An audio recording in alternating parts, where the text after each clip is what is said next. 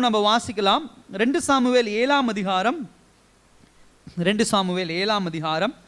18ஆம் வசனத்திலிருந்து 29ஆம் வசனம் வரை. அப்பொழுது தாவீது ராஜா உட்பிரவேசித்து கர்த்தருடைய சமூகத்திலிருந்து, கர்த்தராகிய ஆண்டவரே, தேவரீர் என்னை இதுவரைக்கும் கொண்டு வந்ததற்கு நான் எம்மாத்திரம், என் வீடும் எம்மாத்திரம். கர்த்தராகிய ஆண்டவரே, இது இன்னும் உம்முடைய பார்வைக்கு கொஞ்சம் காரியமாய் இருக்கிறது என்று கர்த்தராகிய ஆண்டவராய் இருக்கிற தேவரீர் உம்முடைய அடியானுடைய வீட்டை குறித்து வெகு தூரமாய் இருக்கும் காலத்து செய்தியை மனுஷர் முறைமையாய் சொன்னீரே. இனி தாவீது உம்மிடத்தில் சொல்ல வேண்டியது என்ன? கர்த்தராகிய ஆண்டவராய் இருக்கிற நீர் உமது அடியானை அறிவீர். உம்முடைய வாக்குத்தத்தத்தின் நிமித்தமும் உம்முடைய சித்தத்தின்படியையும் இந்த பெரிய காரியங்களை எல்லாம் உமது அடியானுக்கு அறிவிக்கும்படிக்கு தயவு செய்தீர். ஆகையால் தேவனாகிய கர்த்தரே, நீர் பெரியவர் என்று விளங்குகிறது. நாங்கள் எங்கள் காதுகளாலே கேட்ட சகல காரியங்களின்படியும் தேவரீருக்கு நிகரானவர் இல்லை, உம்மை தவிர வேறு தேவனும் இல்லை. உம்முடைய ஜனமாகிய இஸ்ரவேலுக்கு நிகரான ஜனமும் உண்டோ? பூலோகத்து ஜாதிகளில் இந்த ஒரே ஜாதியை தேவன் தமக்கு ஜனமாக மீட்கிறதற்கும் தமக்கு கீர்த்தி விளங்க பண்ணுகிறதற்கும் ஏற்பட்டாரே. தேவரீர் எகிப்திலிருந்து மீட்டு கொண்டு வந்த உம்முடைய ஜனத்திற்கு முன்பாக பயங்கரமான பெரிய காரியங்களை நடத்தி உம்முடைய தேசத்திற்கும் அதிலிருந்த ஜாதிகளுக்கும் அவர்கள் தேவர்களுக்கும் உமது மகிமை விளங்க செய்து உம்முடைய ஜனமாகிய இஸ்ரவேலர் என்றென்றைக்கும் உம்முடைய ஜனமாய் இருப்பதற்கு அவர்களை திடப்படுத்தி கர்த்தராகிய நீர்தாமே அவர்களுக்கு தேவனானீர். இப்போதும் தேவனாகிய கர்த்தாவே, நீர் உமது அடியானையும் உமது அவன் வீட்டையும் குறித்து சொன்ன வார்த்தையை என்றென்றைக்கும் நிலைவரப்படுத்த தேவரீர் சொன்னபடியே செய்தருளும். அப்படியே சேனைகளின் கர்த்தர் இஸ்ரவேலின் மேல் தேவனானவர் என்று சொல்லி உம்முடைய நாமம் என்றென்றைக்கு மகிமைப்படுவதாக. உமது அடியானாகிய தாவீதின் வீடு உமக்கு முன்பாக நிலை நிற்பதாக. உனக்கு வீடு கட்டுவேன் என்று இஸ்ரவேலின் தேவனாகிய சேனைகளின் கர்த்தராயிருக்கிற நீர் உமது அடியானின் செவிக்கு வெளிப்படுத்தினீர். ஆகையால் உம்மை நோக்கி இந்த விண்ணப்பத்தை செய்ய உமது அடியானுக்கு மன தைரியம் கிடைத்தது. இப்பொழுது கர்த்தராகிய ஆண்டவரே, நீரே தேவன், உம்முடைய வார்த்தைகள் சத்தியம், உம்முடைய வார்த்தைகள் சத்தியம். தேவரீர் உமது அடியானுக்கு இந்த நல் விசேஷங்களை வாக்குத்தத்தம் பண்ணினீர். இப்போதும் உமது அடியானின் வீடு என்றென்றைக்கும் உமக்கு முன்பாக இருக்கும்படி அதை ஆசீர்வதித்தருளும். கர்த்தரான ஆண்டவராகிய தேவரீர் அதை சொன்னீர். உம்முடைய ஆசீர்வாதத்தினாலே உமது அடியானின் வீடு என்றென்றைக்கும் ஆசீர்வதிக்கப்பட்டிருப்பதாக என்றான். கண்களை மூடி தேவன் நோக்கி பார்க்கலாம். அன்பின் பரலோக பிதாவே, நல்ல நாள் உடைய வார்த்தை எங்களோடு பேசட்டும், உடைய வசனம் எங்களோடு இடைபெடட்டும். ஆவியானவர் இடைபெடுங்க, வழி நடத்துங்க. இயேசுவின் நாமத்தில் ஜெபிக்கிறோம் நல்ல பிதாவே, ஆமென். ஹல்லேலூயா. தொடர்ந்து தாவீதினுடைய வாழ்க்கையை பார்த்து கொண்டு வருகிறோம். தொடக்கம் எப்படி இருந்துச்சு, நடுவில் ஒரு பெரிய டவுன், அதாவது ஒரு பெரிய பாவத்தை அவர் செய்கிறாரு. திரும்ப எப்படி அவர் தன்னை ரீபில்ட் பண்ணுறார், திரும்ப எப்படி தன்னை கட்டி கொள்ளுகிறார் தேவ சமூகத்தில் என்பதை தான் இப்போ நம்ம தியானித்து கொண்டு வருகிறோம். அதாவது பாவம் செய்யாத ஒரு மனுஷன் யாரும் கிடையாது வேதாகமத்தில். எல்லோரும் ஏதோ ஒரு வகையில் என்ன பண்ணுறோம், பாவம் செய்து கொண்டு தான் வருகிறோம். ஆனால் ஆண்டவருக்குள்ளே வந்த உடனே சில பாவங்கள் நம்ம என்ன பண்ணுறோம், முழுசாக விட்டுறோம். விபச்சாரம், வேசித்தனம், கொள்ளை, பொய், இந்த மாதிரியான காரியங்கள் எல்லாம் நம்ம என்ன பண்ணுறோம், விட்டுறோம். நம்ம நினச்சிக்கிறோம் இதெல்லாம் பாவம், இதெல்லாம் நம்ம விட்டுட்டு வந்துட்டோம், இப்போ நம்ம ரொம்ப பரிசுத்தமான மாறிடுறோம், எந்த தவறும் நம்ம பண்ணுறதில்ல, எந்த பாவமும் நம்ம பண்ணுறதில்ல அப்படின்னு ரொம்ப நாளாக நமக்குள்ள ஒரு திங்கிங் என்ன பண்ணுது இருக்குது. ஆனால் ஆண்டவருக்குள்ளே வந்ததுக்கு அப்புறம் நம்ம ரொம்ப கவனிக்க வேண்டிய ஒரு விஷயம் என்ன அப்படின்னு சொன்னால், தேவனுக்கு நன்றி இல்லாமல் இருப்பது, இன்கிராட்டிடியூட் அப்படின்னு சொல்லுவாங்க. நன்றி இல்லாமல் இருக்கிறது இது ரொம்ப ஒரு சீரியஸான ஒரு பாவம். இதை நம்ம பெருசாக எடுத்துக்கிறது கிடையாது. ஒரு நன்றி உள்ளவன், தேவனுக்கு இடத்துல நன்றி உள்ளவன், நன்றி இல்லாதவன், ரெண்டு வகையாக கேட்டகரியாக நம்ம பிரிக்கலாம். இந்த நன்றி இல்லாதவனாக இருப்பது பார்த்தீங்க அப்படின்னா ஒரு மோஸ்ட் சீரியஸான, ரொம்ப கவலைக்குரிய ஒரு பாவம் அந்த பாவம். ஏன்னா இந்த நன்றி இல்லாத தன்மை ஒரு மனிதனை என்ன பண்ணும், அவன் கடந்து வந்த வாழ்க்கைக்கு திரும்ப கூட்டிட்டு போயிடும். கொஞ்சம் கொஞ்சமாக அவன் என்ன பண்ணும், கூட்டிட்டு போவோம். என்னன்னா முறுமுறுக்கிற ஆவி வரும். அதுக்கடுத்தது பார்த்தீங்க அப்படின்னா கம்ப்ளைனிங், குறை சொல்லுகிற ஒரு ஆவி. அதுக்கப்புறம் மன அழுத்தம், அதுக்கப்புறம் கோபம், இந்த மாதிரியான காரியங்கள். அப்புறம் தன்னைத்தானே என்ன பண்ணுறது, ரொம்ப டிமோட்டிவா, அதாவது ஒன்றுமில்லாதவனை போல, ஒன்றுத்துக்கு ஆகாதவனை போல அப்படியே தன்னைத்தானே மதிப்பிட்டு கொள்வது. இப்படிப்பட்ட காரியங்களுக்குள்ளாக அவன் என்ன பண்ணுவான், போக ஆரம்பிப்பான். ஒரு கேள்வி வரலாம், எப்படி இதுக்கும் எப்படி என்ன சம்பந்தம் இருக்கு அப்படின்னு சொல்லி. அதுதான் ரொம்ப ஆழமாக நம்ம என்ன பண்ண போறோம், இந்த தாவீதினுடைய வாழ்க்கை, இந்த சம்பவங்களை வச்சு நம்ம என்ன பண்ண போறோம், நம்ம பார்க்க போறோம். சகோதர சகோதரியே, இந்த நன்றி இல்லாத தன்மை என்ன அப்படின்னு சொன்னா, நல்லா கவனிங்க, என்றைக்கு ஒரு மனிதன் தேவனிடத்திலே முறுமுறுக்கிற தன்மை வருகிறதோ அப்பொழுதுதான் இந்த நன்றி இல்லாத தன்மை அவனுக்குள்ள என்ன பண்ணும், பிறக்கும். பெஸ்ட் எக்ஸாம்பிள் நம்ம யாரை பார்க்க முடியும்னா இஸ்ரவேல் ஜனங்களை நம்ம பார்க்க முடியும். நன்றி உள்ளவர்களாக இருந்தாங்கன்னா வனாந்திரத்தில் அவங்க என்ன பண்ணியிருக்க மாட்டாங்க, முறுமுறுத்திருக்க மாட்டாங்க. அவங்களுக்கு அங்கே பிரச்சனை என்னன்னா செங்கடல் பிரச்சனை கிடையாது. அதே போல சாப்பாடு நம்ம பார்க்குறோம், இந்த கறி கிடைக்கல, இறைச்சி கிடைக்கலன்னு சொல்றாங்க, அது அங்கே பிரச்சனை கிடையாது. வேதாகமத்தை ஆராயும் பொழுது அவங்க நிறைய ஆடு மாடுகளோட தான் என்ன பண்றாங்க, அந்த தேசத்துக்குள்ள, அந்த வனாந்திரத்துக்குள்ள வராங்க. அப்ப நிறைய ஆடு மாடுகள் அவங்க கிட்ட இருந்துச்சு. அப்ப அந்த கறி என்ன, ஏன்னா ஆண்டவர் பாருங்க, ஆடை கொண்டு வரல, மாடை கொண்டு வரல, என்னத்தை கொண்டு வந்தார், காடையை கொண்டு வந்தார். ஏன்னா ஆடு மாடுகள் அவங்க சாப்பிட்டு தான் என்ன பண்ணாங்க, இருந்தாங்க. அப்ப என்ன பிரச்சனை அவங்க கிட்ட அப்படின்னு சொன்னா, நன்றி இல்லாத ஒரு தன்மை, அதுதான் சீரியஸான ஒரு பிரச்சனை. அவங்க எல்லாருமே பார்க்குறோம், அங்கே விபச்சாரம் பார்க்குறோம், வேசித்தனம் பார்க்குறோம், இந்த மாதிரியான காரியங்கள்னால மரித்து போனார்கள் அப்படின்னு சொல்லுவதை காட்டிலும் வேதாகம் தெளிவாக வனாந்தரத்தில் மரித்து போனவர்கள் அதிகமான பேர் எதனால அப்படின்னு சொன்னால் கர்த்தரிடத்துல நன்றி இல்லாததுனால என்ன பண்ணுறாங்க, அங்கே ஒரு கன்றுக்குட்டியை செய்கிறாங்க, கர்த்தருடைய வார்த்தைக்கு எதிராக பேசுகிறாங்க. இப்படிப்பட்டவர்கள் தான் அந்த வனாந்தரத்தில் மரித்து போகிறாங்க. ஸோ இதெல்லாம் ரொம்ப முக்கியமான ஒரு விஷயம். நல்லா பாருங்க, கர்த்தர் கொடுத்த வாக்குத்தத்தத்தை சுதந்திரிக்க முடியாதபடி இந்த நன்றி இல்லாத ஒரு காரியம் அவங்க மனுஷனுடைய வாழ்க்கையில் நான் பார்க்க முடியுது. சகோதர சகோதரியை ரொம்ப கவனமாக நம்ம அதை என்ன பண்ணோம், ஆராயணும். அவர் இஸ்ரவேல் ஜனங்கள் அந்த காட்டுக்குள்ளே போகாது, அந்த காட்டுக்குள்ளே போய் வனாந்திரத்தில் நடந்து கானானை சுதந்திரிக்க முடியாதபடி அவங்க போனதுக்கு மிகப்பெரிய காரியம் அதுதான். இன்றைக்கு மனிதர்களிடத்தில் இது நம்ம ரொம்ப பெரிய டயலாக் இதுதான், நன்றி இல்லாமல் இருக்கிறாங்க அப்படின்னு சொல்லி எல்லா இடத்துலையும் இதை பார்க்க முடியுது. காரியம் ஆகிற வரைக்கும் என்ன பண்ணுவாங்க, எல்லாரும் அவ்வளோ சப்போர்ட்டிவாக இருப்பாங்க, அவ்வளோ கூட இருப்பாங்க. அவங்களுடைய காரியம் ஆயிடுச்சுன்னா நீங்கள் யாருன்னு என்ன பண்ணுறது கேட்குறது உண்டு. நான் அடிக்கடி சபைக்கு சொல்கிறேன், தயவு செய்து அப்படி நம்ம யாரும் இருக்கக்கூடாது. அல்லேலூயா. ஒருத்தர் ஒரு சின்ன உதவி பண்ணாலும் அதுக்கு நன்றி உள்ளவங்களாம் என்ன பண்ணணும், இருக்கணும். நீங்கள் திரும்பி இப்படி செய்யுங்க அப்படி செய்யுங்க அதெல்லாம் நான் சொல்ல வரல. உங்களுக்கு ஒரு ஹெல்ப் பண்ணுறாங்க, ஒரு உதவி பண்ணுறாங்கன்னா திரும்ப அவங்களுக்கு ஒரு தீமையை செஞ்சிடக்கூடாது. திரும்ப அவங்க மனசு கஷ்டப்படுற மாதிரி என்ன பண்ணிடக்கூடாது, செஞ்சிடக்கூடாது.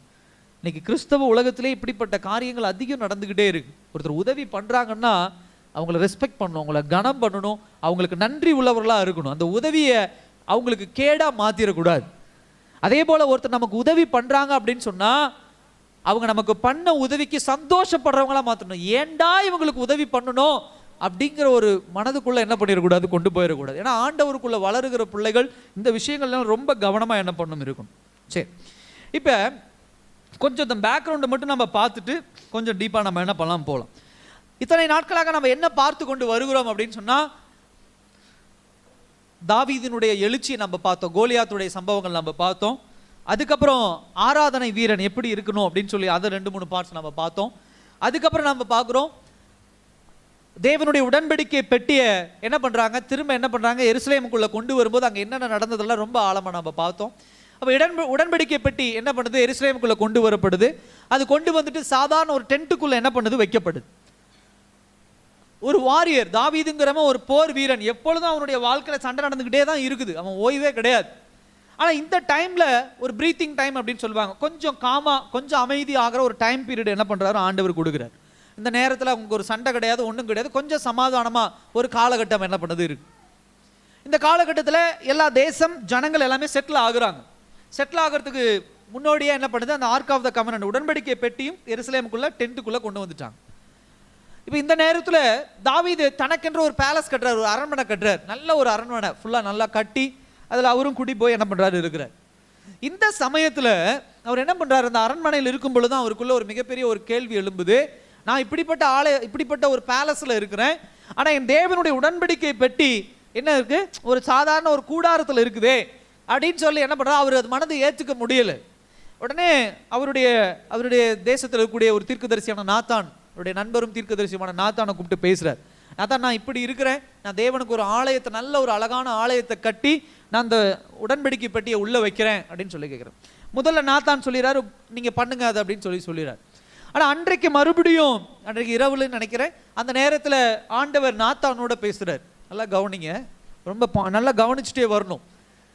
தாவீது நாத்தான் உள்ள வராரு, நாத்தான்ட்ட தாவீது கேட்குறாரு, தாவீது ஓகேன்னு, நாத்தான் ஓகேன்னு சொல்கிறாரு. ஆனால் திரும்ப நாத்தான்ட்ட அன்னைக்கு இரவே யார் பேசுகிறாரு, ஆண்டவர் பேசுகிறார், தாவீதுட்ட பேசலை. இப்போ நாத்தான்ட்ட சொல்கிறாரு, இல்லைப்பா அவன் கட்ட முடியாது, அவன் கையில் ரத்த கரைகள் அதிகம் இருக்குது, அதனால் அவன் அந்த ஆலயத்தை கட்ட முடியாது. ஆனால் அதுக்கு பதிலாக வேற ஒரு வாக்குத்தத்தத்தை என்ன பண்ணுறாரு, கொடுக்குறார். என்ன பண்ண போகிறேன், அவனுடைய சந்ததியின் வழியாக தான் நான் யாரை கொண்டு வர போகிறேன், மேசியாவை நான் என்ன பண்ண போகிறேன், கொண்டு வர போகிறேன். அது என்றைக்கும் நிலைத்திருக்க போகிறது, தாவீதினுடைய சந்ததி நிலைத்திருக்க போகிறது அப்படின்னு சொல்லி என்ன பண்ணுறாரு, வேற ஒரு வாக்குத்தத்தத்தை என்ன பண்ணுறாரு, அவங்க கொடுக்குறாரு. இதை கொண்டு வந்து யார்கிட்ட சொல்கிறாங்க, நாத்தான் வந்து யார்கிட்ட சொல்கிறார், தாவீதில் சொல்கிறார். தாவீது நீ எல்லாம் கட்ட மாட்ட, உன் பிள்ளை வேணா கட்ட போகிறான், ஆனால் ஆண்டவர் இப்படிப்பட்ட வேற ஒரு வாக்குத்தத்தத்தை கொடுக்குறாரு. உன் ட்ரீம், உன்னுடைய டிசையர், நீ ஆசைப்பட்டது, நீ கனவு கண்டது, நீ ரொம்ப விரும்பின ஆலயத்தை நீ கட்ட முடியாதுப்பா அப்படின்னு சொல்லி என்ன பண்ணுறாரு, எல்லா காரியத்தையும் என்ன பண்ணுறாரு, தாவீதுகிட்ட என்ன பண்ணுறாரு சொல்கிறார். அது சொன்னதுக்கு அப்புறம்தான் இந்த வசனங்கள் வருது. நீங்கள் வீட்டில் போய் நல்லா வாசிங்க, 2 சாமுவேல் 7ஆம் அதிகாரம். அதுக்கப்புறம் தான் என்ன பண்ணுது, வருது. இதுதான் சம்பவம். இப்போ நான் ஏற்கனவே தொடங்கின டாபிக் என்ன அப்படின்னு சொன்னால், நன்றி உள்ளவனாக என்ன பண்ணணும் இருக்கணும் தேவனிடத்தில்.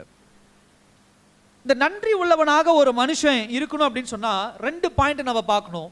அவன் கர்த்தருக்குள்ளே அவனுடைய வேர் எப்படிப்பட்டதாக இருக்கிறது, 2வது அவனுடைய கனி. இது 2ஐயும் பொறுத்து தான் அவன் நன்றி உள்ளவனாக இருப்பானா நன்றி இல்லாதவனாக இருப்பானா அப்படிங்கிற ஒரு கேள்வி இருக்கு. இன்னைக்கு ரட்சிக்கப்பட்டவர்கள் எக்கச்சக்கமான பேர் இருக்காங்க, லட்சக்கணக்கான பேர் இருக்காங்க. ஆனா அவர்கள் ரட்சிக்கப்பட்டதற்குண்டான அவருடைய வேர் தேவனுக்குள்ளே ஆழமாக இருக்கிறதா, அவருடைய கனிகள் தேவனுக்கு உள்ள பக்தி விருத்திக்கு ஏதுவான கனிகளாக இருக்குதா அப்படிங்கிறதா இன்னைக்கு மிகப்பெரிய பிரச்சனை. ஒருத்தரை சுவிசேஷம் சொல்லி ஆண்டவருடைய ஆலயத்துக்குள்ள கொண்டு வந்து ஞானஸ்தானம் கொடுத்து திருவிருந்து கொடுத்து அவர் 2 வருஷம் 3 வருஷம் 5 வருஷம் 10 வருஷம் நான் தேவனுடைய பிள்ளை அப்படின்னு சொல்லி வாழ்றதெல்லாம் சுலபம்.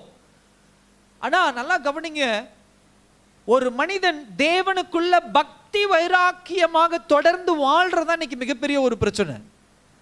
பிசாசானவனுடைய டார்கெட் அங்கதான் இருக்கும். பரிசுத்தமானவனை எப்படா பாவத்துக்குள்ள தள்ளலாம், அதுதான் அவனுடைய நோக்கமாக என்ன பண்ணும் இருக்கும். இப்படிப்பட்ட சூழ்நிலையில நாம ஆண்டவருக்குள்ள ரட்சிக்கப்பட்டு முதல் 1 வருஷம் 2 வருஷம் ரொம்ப அப்படியே கிராட்டிடியூடா அப்படியே தேவனுக்குள்ள நன்றி உள்ளவனா ஆராதனையிலும் சரி, பாடல் பாடுவதிலையும் சரி, தேவனுக்கு கொடுக்க வேண்டிய காரியங்களிலும் சரி, அதிகாலை ஆராதனை, இதெல்லாம் 1 வருஷம் 2 வருஷம் அப்படி பக்தி வைராக்கியமா இருப்போம். இல்லைன்னா சீசன், அதாவது சீசன் தகுந்தது போல திடீர்னு ஒரு வீட்டை கட்டினா அந்த வீடு கட்டுற டைம்ல ரொம்ப உபவாசங்கள் அதிகமாகும், அது உடம்பு சரியில்லையா அந்த நேரத்தில் ஜபங்கள் அதிகமாகும், கர்த்தர்கிட்ட நெருங்கிறது அதிகமாகும், ஏதாவது ஒரு தேவையா அந்த நேரத்தில் கர்த்தரிடத்தில் நெருங்கிறது அதிகமாகும். இது ஒருவேளை ஒரு ஃபுல்ஃபில் ஆச்சு நிறைவேறுச்சுன்னா அதோட முடிஞ்சுது. அப்புறம் எப்பயும் போல வழக்கம் போல கடமைக்கு வந்து கடமைக்கு போகிற ஒரு கூட்டமாக மாறிடும். இல்லை அது கிடைக்கல அப்படின்னு சொன்னால் கொஞ்ச நாட்கள் அதுலேயே அப்படியே சோர்வடைஞ்சு அப்படியே பேக்வேர்ட் பின்மாற்றத்துக்குள்ளே என்ன பண்ணிடுறோம் நம்ம போகிறது உண்டு. இன்னைக்கு நிறைய கிறிஸ்தவர்கள் அப்படிதான். இன்னைக்கு ரட்சிக்கப்பட்டவர்கள் சபையில் கூடி வர்றது பார்த்தீங்கன்னா ஒவ்வொரு சபையும் இன்னைக்கு பிரம்மாண்டமாக தான் இருக்கும். ஒரு 50 பேர் இருக்கிற நம்மளுடைய சபையிலே எத்தனை பேர் வந்தாங்க, ஞானஸ்தானம் எடுத்தாங்க, எத்தனை பேர் நம்ம என்ன முடியும் சொல்ல முடியும், எக்கச்சக்கமான பேர். அவங்களாம் இன்னைக்கு உள்ள வந்திருந்தாங்கன்னா இந்த இடம் பத்தாது. கொஞ்ச நாட்களில் பின்மாற்றம் எதையோ ஒன்று தேடி வராங்க, கிடைச்சா காணாமல் போயிடுறாங்க, கிடைக்கலினாலும் காணாமல் போயிடுறாங்க. ஏன்னா அவங்களுடைய வேர் ரொம்ப முக்கியம், அவருடைய கனி என்ன பண்ணுது ரொம்ப முக்கியம். அப்ப நல்லா கவனிக்க வேண்டிய விஷயம் என்னன்னா, நன்றி உள்ள இருதயத்தின் வேர் எப்பொழுதும் கர்த்தருடைய கிருபையை நாடி வாழ்வதாக இருக்கும். அல்லேலூயா. நன்றி உள்ள இருதயத்தின் வேர் கர்த்தரின் கிருபையை நாடி உள்ளதா என்ன பண்ணும் இருக்கும். ஃபர்ஸ்ட் பாயிண்ட் அதுதான். அதுல ஒரு 3 பாயிண்ட் நம்ம பார்க்க போறோம். முதல் பாயிண்ட் என்ன அப்படின்னு சொன்னா, நன்றி உள்ள இருதயம் எப்பொழுதும் தேவனை நோக்கி தான் இருக்குமோ தவிர சுயத்தை நோக்கி என்ன பண்ணாது இருக்காது. அல்லேலூயா. தேவனை நோக்கி தான் இருக்குமோ தவிர சுயத்தை நோக்கி என்ன பண்ணாது இருக்காது. தாவீதுனுடைய வாழ்க்கை ஒரு மிகச்சிறந்த ஒரு உதாரணம். கோலியாத்தை வீழ்த்தினது மாத்திரம் கிடையாது, பல தேசங்களுடைய ராஜாக்களை வீழ்த்தி வீழ்த்தி வீழ்த்தி இப்பொழுது அரியணையிலே ஒரு ராஜாவாக என்ன பண்ணியிருக்கிறான், அவன் வீற்றிருக்கிறான். இப்ப ஒரு கம்ஃபர்டபுளான ஒரு நல்ல சொகுசான ஒரு இடத்துக்கு வந்துட்டான் தாவீது. இனி தாவீதை யாரும் அசைக்க முடியாது. அங்கே சவுல் கிடையாது, கோலியாத்து கிடையாது, மற்ற தேசத்தினுடைய ராஜாக்கள் அமிலேக்கியர் கிடையாது. எல்லாத்தையும் அடிச்சாச்சு, எல்லாத்தையும் முடிச்சாச்சு. இப்ப தேசம் ஒரு செட்டிலான ஒரு தேசமா மாறிடுச்சு. இப்ப தாவீது ராஜாவா அரியணையில் இருக்கிறான், அவனுக்குன்னு ஒரு அரண்மனையை கட்டிட்டான். இப்ப ரொம்ப சந்தோஷமா அவன் என்ன பண்றான், வாழ்ந்து கொண்டு இருக்கிறான்.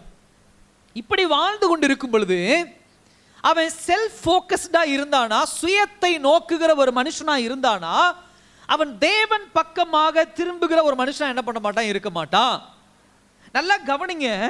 இன்றைக்கு சாதாரண ஒரு மனிதன் போல நாம இருக்கிறோம்னா, கர்த்தரிடத்திலிருந்து ஆசீர்வாதத்தை பெற்றுக்கொள்ளும் நோக்கத்திலேயும் பெற்றுக்கொண்ட ஆசீர்வாதத்தை என்ஜாய் பண்ற சந்தோஷத்துல அதுல அப்படியே மகிழ்ச்சியா வாழ்ற ஒரு வாழ்க்கையை தான் விரும்பி கொண்டு இருக்கிறோமா, இல்ல தாவீதை போல நான் செட்டில் ஆயிட்டேன், ஒரு கம்ஃபர்டபுளான ஒரு பிளேஸுக்கு வந்துட்டேன், ஒரு அரண்மனை நான் கட்டிட்டேன், இருந்தாலும் எனக்கு என்னுடைய இருதயம் எதை நோக்கி இருக்கிறது, எதுல கன்சர்னா இருக்கு, எதை நோக்கி இருக்கு அப்படின்னு சொன்னா, தேவ ஆலயம் கட்டப்பட வேண்டும் என்பதில் அவன் எப்படிப்பட்டவனாக இருக்கிறான், கன்சர்னா இருக்கிறான். ஹல்லேலூயா.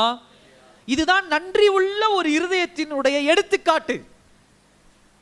அவனுடைய ரூட் எங்க இருக்கு, அவனுடைய வேர் எங்க இருக்கு அப்படின்னு சொன்னா, தேவ கிருபை. ஏன் தேவ கிருபையில் இருக்கு அப்படின்னு சொன்னா, அவன் தன்னை எப்படி உணர்கிறான், நான் ராஜாவாயிட்டேன், நான் மேலிடத்துக்கு வந்துட்டேன், நான் கேட்டதெல்லாம் கிடைச்சிருச்சு, நான் இப்ப கையை நீட்டினா நான் நினைக்கிற காரியம் எல்லாம் நடக்கும், நான் மனசுல நினைச்சா போதும் அந்த காரியங்கள் எல்லாம் செய்யறதுக்கு லட்சக்கணக்கான பேர் இருக்கிறாங்க அப்படிங்கிற ஒரு மனநிலைமையில் அவன் இருந்திருந்தானா, அவன் எப்பொழுதும் தேவனை மறந்து சுயத்துல இன்னும் அதிகமான வேறு வகையான காரியங்கள்ல நாட்டம் கொண்டவனா என்ன பண்ணிருப்பான், இருந்திருப்பான். ஆனா அப்படி இல்லை. அவன் தாவீது தன்னுடைய வளர்ச்சி ஒரு பக்கம் மேன்மையாக இருந்தாலும் அவனுடைய இருதயம் இப்ப எதை நாடுகிறது என்று சொன்னால், தேவனை குறித்ததான காரியங்களிலே என்ன பண்ணுகிறது, நாடுவதை நம்ம ரொம்ப அழகா பார்க்க முடியுது. அடிக்கடி சொல்ற விஷயம் அதுதான். இதுதான் நன்றி உள்ள ஒரு இருதயம். கர்த்தர் ஆசீர்வாதத்தை கொடுக்கிறார்னா அந்த ஆசீர்வாதத்திலே கொண்டாடி கொண்டு, அந்த ஆசீர்வாதத்திலே மகிழ்ச்சி அடைந்து கொண்டு, கர்த்தருக்குரிய காரியங்களிலே தயவு செய்து கவனத்தை இழந்துடாதீங்க. உங்களுக்கு கொடுக்கப்பட்ட ஆசீர்வாதம் தேவனுடைய திட்டமா என்பதாய் தயவு செய்து யோசிங்க. அடிக்கடி சொல்ற இன்னொரு காரியம் அதுதான். பெரிய கிணறுள்ள ஆசீர்வாதத்தை ஆண்டவர் வச்சிருக்கிறார். ஒரு வாளி ஆசீர்வாதத்தை எடுத்து கொடுத்தோன்னு தூக்கிட்டு ஓடிடக்கூடாது, இதுதான் ஆசீர்வாதம், இவ்வளவுதான் ஆசீர்வாதம் அப்படின்னு சொல்லி. இன்னைக்கு நிறைய பேர் அப்படிதான் இழந்து போறாங்க. கிணறு, பெரிய கிணறு, அதுல எவ்வளவு தண்ணி இருக்கும், அவ்வளவு தண்ணியை ஆசீர்வாதமா கர்த்தர் நமக்கு வச்சிருக்கிறார்.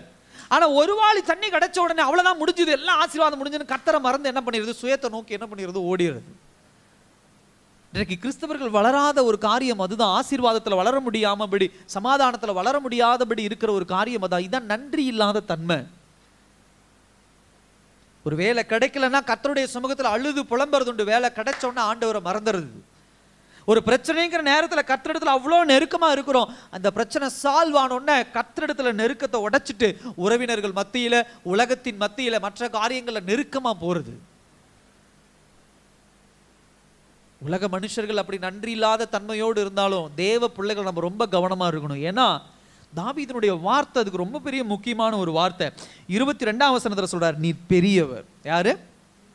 ஹல்லேலூயா. யார் சொல்றா? ஒரு ராஜா சொல்றான், நீர். ஆங்கிலத்தில் ஒரு அழகான சாவரின் அப்படின்னு சொல்லுவாங்க. அப்படின்னா அதுக்கு அவருக்கு ஈடு என எதுவும் கிடையாது. அவருடைய வல்லமைக்கு ஈடு என எதுவும் கிடையாது. அவருடைய பவருக்கு ஈடு என எதுவும் கிடையாது. அவருடைய அதிகாரத்திற்கு ஈடு என கிடையாது. அவருக்கு மேல யாரும் கிடையாது. அவருக்கு ஈக்குவல் யாரும் கிடையாது. இதை என்றைக்கு ஒரு மனிதன் இருதயத்துல உணர ஆரம்பிக்கிறானோ அப்பொழுதுதான் தேவனிடத்துல நன்றி உள்ளவனா இருப்பான். நான் கோலியாத்தை வீழ்த்திட்டேன், நான் ஒரு ராஜாவா ஆயிட்டேன், ஒரு தேசம் எனக்கு கீழாக இருக்கிறது, நான் ஒரு பேலஸை கட்டிட்டேன், அரண்மனையை கட்டிட்டேன், சுகமான வாழ்ந்து கொண்டு இருக்கிறேன், நான் தான் இப்ப எல்லாம் அப்படிங்கிற மனநிலைமை அவனுக்குள்ள வளர விடாதபடி அவன் திரும்ப திரும்ப சொல்லுகிற ஒரு வார்த்தை, நீர் பெரியவர். ஹல்லேலூயா. நீர் பெரியவர். You are sovereign. நீங்க தான் பெரியவர் ஆண்டவரே, உமக்கு ஈடு என்ன கிடையாது. இந்த வேர் ரொம்ப முக்கியம், இந்த ஸ்டெம் ரொம்ப முக்கியம். இந்த வார்த்தையில ஒவ்வொரு தேவ பிள்ளைகளுடைய இருதயம் ஊன்றி இருக்கணும். இப்படி ஊன்றி இருந்தாதான் கர்த்தர் கொடுக்கிற ஆசீர்வாதம் நிரந்தரம் அல்ல, கர்த்தர் ஆசீர்வாதம், அதாவது கர்த்தர் தான் ஆசீர்வாதம், அவர் தான் நிரந்தரம் என்று சொல்லி அவரை இறுக பிடித்துக் கொள்ளுகிற பிள்ளைகளா நாம் இருப்போம். ஹல்லேலூயா. ஆசீர்வாதத்தின் பின்னாடி ஓடுகிற பிள்ளைகளா இல்லாம கர்த்தருக்கு பின்னாடி ஓடுகிற பிள்ளைகளா நம்ம என்ன பண்ணுவோம், இருப்போம். நன்றி இல்லாதவர்களுடைய தன்மை அதுதான். கிடைக்கப்பட்ட ஆசீர்வாதத்துக்கு பின்னாடி என்ன பண்ணிடுறது, ஓடிடுறது. தாவீது அப்படி ஓடல. அவன் திரும்ப தனக்குள்ள சொல்லிக்கிட்டே இருக்கிற ஒரு வார்த்தை, நீர் பெரியவர், நீர் பெரியவர், நீர் பெரியவர். இவ்வளவு பெரிய ஒரு மனுஷன் அவன். எவ்வளோ பெரிய ஒரு ராஜா, அவனுடைய பேர்டன், அவனுடைய பாரம் என்னங்கிறத நோக்கி பாருங்க இந்த இடத்துல. அல்லேலூயா. நம்மளுடைய பாரம் என்ன இன்னைக்கு? உங்களை ஒவ்வொருத்தரையும் கேட்டால் சொல்லுவீங்க ஒரு பாரத்தை. என்ன சொல்லுவீங்க? என் பிள்ளைக்கு திருமணம் பண்ணணும், என் பிள்ளைக்கு அது செய்யணும், என் பிள்ளைக்கு படிக்க வைக்கணும், என் குடும்பத்துக்கு நான் அதை செய்யணும், என் வீடு கட்டணும், நிலம் வாங்கணும், கார் வாங்கணும், வண்டி வாங்கணும், நகை பண்ணணும், இதெல்லாம் தான் எனக்கு பெரிய பாரம். கொஞ்சம் யோசிங்க, உங்களை கர்த்தர் எங்கிருந்து எடுத்தார்? இன்னைக்கு ஆண்டவர் உங்களை எங்க வச்சிருக்கிறார்? ஆனா இன்னைக்கு என்ன பாரம் உங்களுக்குள்ள இருக்குது? கர்த்தரை குறித்துதான பாரம் நமக்குள்ள இருக்குதா? தேவனை குறித்துதான பாரம் நமக்கு இருக்குதா? தேவனுக்கு அடுத்த காரியங்கள்ல நம்ம பாரமா இருக்கிறோமா? ஊழிய வாஞ்சை இருக்கிறதா? ஆத்துமாக்களை குறித்து பாரம் இருக்கிறதா? என் தேவனுடைய இருதயம் இன்னைக்கு எப்படிப்பட்ட சூழ்நிலையில் இருக்கிறது, அதை குறித்து பாரம் இருக்கிறதா? ஒரு காலத்துல ஆண்டவரிடத்துல எதை தேடி வந்தோம்? ஆண்டவர் இந்த நோய் சுகமானா போதுன்னு தேடி வந்தோம். ஆண்டவர் நோயை சுகமாக்கி குடும்பத்தை ஆசீர்வதித்து இன்னைக்கு வாழ்றதுக்கு ஒரு நல்ல வீட்டை கொடுத்து இதெல்லாம் கொடுத்துருக்கிறார். உலக மனுஷனை போல அந்த திருப்தி அடையாத இருதயம் இருக்கிறவங்க கர்த்தரிடத்துல நன்றி இல்லாதவங்களாக தான் என்ன பண்ணுவாங்க, இருப்பாங்க. அவனுக்கு இப்ப பாருங்க, தாவீது அவன் நினைச்சதெல்லாம் கிடைச்சிருச்சு, இனி எல்லாவற்றையும் அவன் சுதந்திரிக்கலாம் அப்படிங்கிற ஒரு ஸ்டேட்டஸ் வரும் பொழுது அவனுக்குள்ள என்ன பேர்டன், அவனுக்குள்ள என்ன, ஏன் அவன் அதை குறித்து ரொம்ப கவலைப்படணும்? அவன் அதிகாரம் கொண்ட வந்தானே, ஒருவேளை கட்டுறனா நேரம் அவன் போய் கட்டலாமே தேவாலயத்தை. ஏன் அவன் நாத்தான் இடத்துல கேட்டு, நாத்தான் தேவனிடத்துல கேட்டு, நாத்தான் தேவனிடத்துல கேட்டதை சொல்லி அதுக்கு கீழ்ப்படியணும்? யார் அவனை தடுக்க முடியும்? உங்களுடைய பார்வையில, என்னுடைய பார்வையில தாவீது ஒரு ராஜா, அவனை யாராலும் தடுக்க முடியாதுன்னு நினைக்கலாம். ஆனா தாவீதுக்கு தெரிஞ்ச ஒரு விஷயம், கர்த்தர் பெரியவர், கர்த்தர் பெரியவர். நான் அதான் சொன்னேன், நாத்தான் அங்க இடையில ஏன் வச்சிருக்கிறான்? ஆண்டவர்கிட்டோடு நம்ம பார்க்குறோம், எத்தனை அதிகாரம் சங்கீத வசனங்கள் பார்க்குறோம், சங்கீதங்களை பார்க்குறோம், அவ்வளோ அழகா தேவனை துதிக்கிறான், அவ்வளோ அழகா தேவனோடு இடைபடுகிறான். ஆண்டவர் சொல்றார், நீ இருதயத்துக்கு ஏற்றவன் யாரு? ஏன் ஆண்டவர் தாவீதோடு பேசல? இன்னைக்கு நமக்கிட்ட இருக்கிற கேள்வி அதுதான். ஏன் ஆண்டவர் தாவீதோடு பேசல? ஏன் ஆண்டவர் அந்த இடத்துல தாவீது நாத்தானுக்கு ஒரு இம்பார்ட்டன்ட் கொடுக்குறான்? ஏன் முக்கியத்துவம், இந்த தீர்க்கதரிசிக்கு ஏன் ஒரு முக்கியத்துவம் கொடுக்குறான்? அவன் புரிந்து கொள்றான். என்ன புரிந்து கொள்றான் அப்படின்னா, என் மன மேட்டிமையோடு நான் கர்த்தரிடத்துல போயிடக்கூடாது. ஆண்டவர் இடத்துல போன, ஆண்டவரே ஜெபிக்கும் போது நான் கட்டுறேன் ஆண்டவரேன்னு ஒரு வார்த்தை விட்டுருவான். ஆனா நாத்தான் இடத்துல அவன் பேசுகிற பண்பை பாருங்க, நான் கட்டட்டுமா? இந்த வசனங்களை முன்னாடி வாசிச்சு பாருங்க, தேவனுக்கென்று ஒரு ஆலயத்தை நான் கட்டட்டுமா அப்படிங்க. அந்த இடத்துல நாத்தான் கொஞ்சம் அவசரப்பட்டு கட்டுப்பா அப்படின்ட்டான். ஆனா அன்னைக்கு நைட்டு மறுபடியும் ஆண்டவர் நாத்தானோட பேசி திரும்ப வந்து நாத்தான் சொல்றான், நீ கட்டக்கூடாது, கர்த்தர் உன்னை அனுமதிக்கலன்னு சொன்ன. சரி, நான் கட்டலை. அந்த இடத்துல தாவீதுக்கு அந்த நாத்தானை ஏன் ஆண்டவர் கொண்டு வந்து நடுவில் ஒரு மிடில் வைக்கிறார் அப்படின்னு சொன்னா, தாவீதினுடைய தாழ்மை ஃபர்ஸ்ட் வெளிப்படுது. ரெண்டாவது தாவீதினுடைய கீழ்ப்படிதல் என்ன பண்ணுது? வெளிப்படுது. ஹல்லேலூயா. தாழ்மையும் கீழ்ப்படிதலும் ஏன் வெளிப்படுதுன்னா, தாவீது நன்றி உள்ளவனா இருக்கிறான். அவன் நன்றி உள்ளவனா இருக்கிறனால தான் ராஜாவா இருந்தாலும் தாழ்மையும் கீழ்ப்படிதலும் வெளிப்படுகிறது. இன்னைக்கு ஆண்டவருடைய காரியங்களை தேவ பிள்ளைகளிடத்துல சொல்லும் போது இந்த விஷயம் இல்லை. ஒரு பிரச்சனை இருக்கும்போது, ஒரு போராட்டங்கள் இருக்கும்போது, ஒரு ஊழியக்காரனோ இல்லை மற்றவர்களோ சில காரியங்களை சொல்லும்போது, சரிங்க பாஸ்டர், சரிங்க நான் அந்த மாதிரி கீழ்ப்படுகிறேன் அப்படின்னு சொல்றாங்க. பிரச்சனைகள் முடிஞ்ச உடனே, போராட்டங்கள் முடிஞ்ச உடனே அவர் என்ன சொல்றது? அவர் சொல்ற காரியமெல்லாம் சரியா இருக்குமா? என்ன தெரியும்? என் குடும்பத்தை பத்தி என்ன தெரியும்? என் பிள்ளைகளை பத்தி என்ன தெரியும் அப்படின்னு டயலாக் நம்ம விடுறது உண்டு. நல்லா கவனிங்க. நாத்தான் ஒரு பெரிய தீர்க்கதரிசி, ஆனா ராஜா கிடையாது. தாவீது ராஜா. நாத்தான் இடத்துல போய், ஆண்டவர் என் கூட பேசணும், என் கூட தான் பேசணும், நான் தான் அதை ஒத்துக்குவேன், நான் சொல்றதான் காரியம், நான் செய்யறதான் காரியம் அப்படின்னு ஒரு ராஜ மேட்டிமை இல்லாதபடி தன்னுடைய நன்றி உள்ள இருதயத்தை கர்த்தர் எப்படி எக்ஸாமின் பண்றாரு, எப்படி வெளிப்படுத்துறாரு பாருங்க. அவன் நாத்தான் இடத்துல போகிறான், நாத்தான் தேவனிடத்துல போகிறான், நாத்தான் தேவனிடத்துல பெற்றுக்கொண்டதை கொண்டு வரான். ஃபர்ஸ்ட் ஆமாங்கிறான், சரிங்கிறான், இல்ல வேண்டாங்கிறான், அதுக்கும் சரின்னு சொல்லி தேவ சமூகத்துல போய் உட்கார்றான். அந்த ரூட் ரொம்ப முக்கியம். தாழ்மை, அந்த இடத்துல நன்றி உள்ள இருதயம். அதான் செல்ஃப் ஃபோக்கஸ்டா அவன் இல்லை. சகோதர சகோதரிய, உலக மனுஷனை போல தேவ சமூகத்துல இன்னைக்கு உலக பிரசங்கங்களும் உலக வார்த்தைகளும் எதை போதிக்குது அப்படின்னு சொன்னா, நம்முடைய சுயம் நிறைவேறுகிறதா, நம்ம இளைப்பாறுதலோட ஒரு கம்ஃபர்டான சொகுசான இடத்துல இருக்கிறோமா, நம்ம குடும்பம் சந்தோஷமா இருக்கிறோமா, இதுலயே தான் ஒரு பிள்ளைகளை, தேவ பிள்ளைகளை ஃபோக்கஸ் பண்ணி வைக்கிறாங்க. இன்னைக்கு உட்காந்து தேவ வார்த்தைகளை கேட்கும் போதெல்லாம் அப்படிதான் இருக்குது. எந்த பிரசங்கங்கள் ஒரு மனுஷனை தேவன் பக்கமா திருப்புது? நீ உலகத்தின் பக்கம் போயிட்டு இருக்கிறப்பா, நீ தேவன் பக்கம் திரும்ப. நீ எத்தனை பிரசங்கங்கள் வருகிறது இருக்கிறாங்க, நான் இல்லைன்னு நான் சொல்லலை. பாவத்தை குறித்து எத்தனை பிரசங்கங்கள். நம்முடைய ஃபோக்கஸ் எல்லாமே எங்க இருக்கு? உலகத்தின் பக்கமே இருக்கு. வீடு வாங்கிட்டோமா, நிலம் வாங்கிட்டோமா, நீ ஆசைப்பட்டதெல்லாம் நிறைவேறிச்சா, நீ நல்ல ஒரு இளைப்பாறுதலான இடத்துக்கு போயிட்டியா, நீ நினைச்ச வேலை உனக்கு கிடைச்சிருச்சா, நீ சந்தோஷமா இருக்கிறியா, உன் குடும்பம் சந்தோஷமா இருக்குதா? இப்படிப்பட்ட காரியங்களிலே தான் நம்ம என்ன பண்றோம்? உலகம் நல்ல பிசாசானவன் பாருங்க, தேவ பிள்ளைகளையும் சுத்த வச்சுட்டு இருக்கிறான். இல்ல, செல்ஃப் ஃபோக்கஸ்டா இல்லாதபடி கர்த்தரை நோக்குகிற நம்முடைய ஸ்டெம் வேற அங்கதான் இருக்கணும். எப்பயுமே தேவனை நோக்குகிற, தேவ திட்டங்களை நோக்குகிற, தேவ சத்தியத்தை நோக்குகிற காரியமாக தான் என்ன பண்ணும் இருக்கணும். இன்னைக்கு சபை, ஜெபம் இதெல்லாம் எப்படி உலகம் போர்ட்ரேட் பண்ணுது, எப்படி உருவகப்படுத்துது அப்படின்னு சொன்னா, உனக்கு பிரச்சனை இருக்கா ஜெபம் பண்ணு, உனக்கு பிரச்சனை இருக்கா சபைக்கு வா. இது ரெண்டும் என்ன பண்ணுது? உன் ஜெபமும் உன்னுடைய சபைக்கு நீ வருதலையும் நீ கொடுக்கிற காணிக்கையும் உன் பிரச்சனையை சால்வ் பண்ணி உன்னை சந்தோஷப்படுத்தும். அவ்வளவுதான். இதுக்கு தான் சபை. இப்படித்தான் காட்டிட்டு இருக்கிறாங்க உலகத்துல. இல்ல, சபையின் வேலை அது அல்ல. சபையின் வேலை என்ன தெரியுமா? தேவன் பக்கமாக உங்களை என்ன பண்ணுவது? நிலைநிறுத்துவது. அதுதான் சபையினுடைய வேலை. அதுக்கு தான் ஆண்டவர் ஒரு மேய்ப்பனை அப்பாயின்ட் பண்ணியிருக்காரு. சபை தேவனுடையது. மேய்ப்பன் அதுக்கு தான் அப்பாயின்மெண்ட் பண்ணியிருக்கிறார். மூப்பர்கள் அதுக்கு தான் அப்பாயின்மெண்ட் பண்ணியிருக்கிறார். வேத சத்தியத்தை தான் நம்ம கையில கொடுத்திருக்கிறார். இந்த வசனங்களை வாசிக்கும் பொழுது நமக்கு வெளிப்படுத்துகிற சத்தியம் அதுதான். தேவன் பக்கமாக என்ன பண்ணுவது? கொண்டு செல்வது. தேவ சத்தியத்துக்குள்ள என்ன பண்ணுவது? கொண்டு செல்வது. ஒரு கம்ஃபர்டபுளான லைஃபையே நாடுகிற பிள்ளைகளா நம்ம என்ன பண்ணக்கூடாது? இருக்கக்கூடாது. இப்ப முதல் பாயிண்ட் அதான். என்ன அப்படின்னு சொன்னா, செல்ஃப் ஃபோக்கஸ்டா, சுயம் நோக்கி இல்லாதபடி தேவனை நோக்கி என்ன பண்ணும் இருக்கணும். ரெண்டாவது காரியம் என்ன அப்படின்னு சொன்னா, தேவனுடைய திட்டத்திற்கு, நல்லா கவனிங்க, ஒரு நன்றியுள்ள இருதயம் என்பது தேவனுடைய திட்டத்திற்கு அர்ப்பணிக்கிற வாழ்க்கை உள்ளதா இருக்கும். அல்லேலூயா. அப்பா அம்மா திட்டம் இல்ல, உலக பிரகாரம் சுத்தி இருக்கிற திட்டம் இல்ல, நீங்களும் நானும் இருதயத்துல போட்டு வைத்திருக்கிற திட்டம் அல்ல, தேவ திட்டம். நல்லா கவனிங்க. தாவீது தேவ ஆலயத்தை கட்ட விரும்புகிறான், ஆனால் ஆண்டவர் நோ அப்படின்னு சொல்லிட்டார், வேண்டாம் அப்படின்ட்டார். இதுல ரொம்ப ஒரு விஷயம் என்னன்னா, தாவீது யோசிச்ச விஷயமோ தாவீது விருப்பப்பட்ட விஷயமோ ஒரு நல்ல விஷயம் தான். அது பியூர், பரிசுத்தமான ஒரு விஷயம் தான். அதுல குறை சொல்ல முடியாது, அதுல தப்பு சொல்ல முடியாது. தேவாலயம் கட்டுவது தவறான காரியம் கிடையாது. ஆனா நல்லா கவனிங்க, இந்த இடத்துல அது ஏதோ தன் சுயத்துக்காக, இல்ல தன் குடும்பத்துக்காக, தன்னுடைய ஜனங்களுக்காக, தன்னுடைய ஊருக்காக, இல்ல அவனுடைய அடிஷனல் சந்தோஷத்துக்காக, ஏதாவது ஒரு விஷயத்துக்காக அப்படி கிடையாது.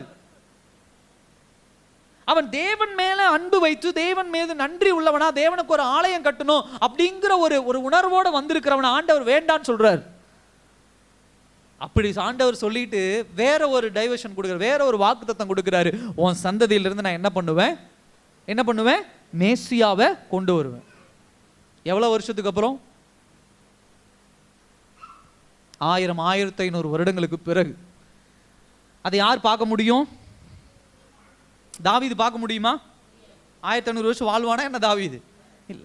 அதே சமயத்துல ஒரு தேவாலயத்தை கட்டி, அந்த தேவாலயத்தை பிரதிஷ்டை பண்ணி, அந்த இடத்துல அவனுடைய பெட்டியை கொண்டாந்து வச்சு அங்க தேவனை ஆராதிக்கும் போது, அந்த தேவ பிரசன்னம் நிறைவேறும் போது அவனுக்கு எப்படி இருக்கும்? ரொம்ப சந்தோஷமா இருக்கும். அது விசிபிள் திங், அதாவது பார்க்கக்கூடிய ஒரு விஷயம். இதுவும் நல்ல விஷயம் தான். இப்படிப்பட்ட ஒரு விஷயத்தை நாடி அவன் ஆண்டவர் இடத்துல போறான். ஆண்டவரே, உண்மை ஆராதிப்பதை பார்க்கறது எனக்கு ரொம்ப சந்தோஷம். ஒரு டென்ட் குட்டாயில நீங்க இருக்கிறீங்க, அந்த பலிபீடம் இருக்குது, அதை நல்ல ஒரு ஆலயத்துல கட்டி கொண்டு வந்து வச்சு நாங்க தேவனை ஆராதிக்கிறேன், நல்ல ஒரு விஷயம் தான். அவன் அந்த நேரத்துல சந்தோஷமா தேவ சமூகத்தில் இருக்கிறதுக்கு தான் அதை கேட்கிறான். ஆனா ஆண்டவர் சொல்ற, இல்ல அதெல்லாம் இல்லை, இனி 1500 வருஷத்துக்கு பிரகாரம் உன் சந்ததியில் ஆண்டவர் என்ன பண்ண போறாரு? மேசியா வர போறாரு. இதுக்கு பதிலாக அதுதான் உனக்கு ஆசீர்வாதம். ஆண்டவர் என்ன பண்றாரு? வேற ஒரு காரியத்தை ரேப் பண்ணி சுத்தி அவன் கையில் என்ன பண்றாரு? கொடுக்கிறாரு. உங்களுடைய என்னுடைய இருதயம் எப்படிப்பட்டதாக இருக்கும்? சில நேரத்தில் ஆண்டவர்கிட்ட சில காரியங்களுக்கு ஜெபிச்சு, எதுக்கு நான் கேட்டேன், ஆண்டவர் ஏன் கொடுக்க மாட்டேங்கிறீங்க, நான் எனக்கா கேட்டேன். சில விஷயங்களை நமக்கு கேட்டு சோர்ந்து போறது உண்டு, சில விஷயங்கள் தெய்வ காரியத்தை கேட்டு சோர்ந்து போறது உண்டு. நம்மளும் 7-8 வருஷமா திருச்செங்கோட்டில் எப்படியாவது ஆளை ஆராதிக்கணும், தேவ சமூகத்தை ஆராதிக்கணும் போராடிட்டு இருக்கிறோம். எத்தனையோ பேர் முயற்சி எடுத்து அதில் தோல்வி அடைஞ்சும் போறது உண்டு. உடனே நமக்குள்ள ஒரு கேள்வி வரும், எனக்கு வச்சுக்கோங்களேன், ஊழியக்காரனா வந்துட்டு என்ன ஆண்டவரை தப்பா கேட்டுட்டேன், இது வரைக்கும் நான் ஜெபிக்கும் போது எனக்கு வீடு கொடுங்க, கார் கொடுங்க, பைக் கொடுங்கன்னு ஒரு நாள் கூட நான் ஜெபிச்சது கிடையாது. தேவாலயத்தை கொடுங்க, ஒரு இடத்த கொடுங்க, வாடகைக்காவது ஒரு இடத்த கொடுங்கன்னு தானே 8 வருஷமா நம்ம போராடிட்டு இருக்கிறோம். ஏன் அதை கொடுக்க மாட்டேங்கிறீங்க அப்படிங்கிற ஒரு கேள்வி, ஒரு எண்ணம் நமக்குள்ள வருதுன்னா புரிஞ்சுக்கணும், நம்ம நன்றி இல்லாதவர்களா என்ன பண்றோம், மாறிக்கிட்டு இருக்கிறோம். ஹல்லேலூயா. தாவீதுடைய வாழ்க்கை இன்றைக்கு உணர்த்துகிற ஒரு விஷயம் தான். நீங்க நல்ல விஷயத்தையே கேட்குறீங்க, ஆண்டவர் அதை அனுமதிக்கல அப்படின்னா உடனே ஆண்டவரிடத்துல கேள்வி கேட்க கூடாது. ஏன் அனுமதிக்கல, எதுக்காக அனுமதிக்கல, ஏன் ஆண்டவர் கொடுக்கல, ஏன் இந்த நேரத்தில் கொடுக்கல. இந்த நேரத்தில் தான் என்ன ஆகும், பிசாசானவன் செயல்பட ஆரம்பிப்பான், உனக்குள்ள அந்த விஷயங்களை தோன்ற ஆரம்பிப்பான். இன்னொன்று, நீங்க அந்த காரியத்தை செய்வதற்குண்டான பணம், பொருள், செல்வம் எல்லாம் உங்ககிட்ட இருக்கும். நல்ல விஷயம் தானே உங்களை கொண்டு போய் உள்ள சிக்க விட்டுருவான். ரெண்டாவது ஒரு விஷயம், தாவீதினுடைய காரியங்கள் என்ன அப்படின்னா டிசப்பாயின்மெண்ட். அதாவது கர்த்தருக்கு தானே செய்யறேன், ஏன் ஆண்டவரை நான் அனுமதிக்கல அப்படிங்கிற ஒரு டிசப்பாயின்மெண்ட் வந்து அது டிப்ரெஷனா, மன அழுத்தமா மாத்தி விட்டுருவான். மூன்றாவது விஷயம் என்ன பண்ணிடுவான், முறுமுறுக்கிற ஆவி. தேவ சமூகத்தில் என்ன நடக்குது, என்ன ஆண்டவர் கொடுத்துறாரு, என்ன செஞ்சுட்டாரு அப்படின்னு சொல்லுகிற ஒரு முறுமுறுக்கிற ஆவியை கொண்டு வந்தான் அப்படின்னு சொன்னா கர்த்தரை விட்டு கொஞ்சம் கொஞ்சமாக என்ன பண்ணிடுவான், பிரிச்சிருவோம். நான் தாவீது என்ன பண்ணாரு தெரியுங்களா, அந்த வசனத்தை வாசிங்க, 18ஆம் வசனத்தை. நாத்தான் வந்து சொன்னதுக்கு அப்புறம் 18.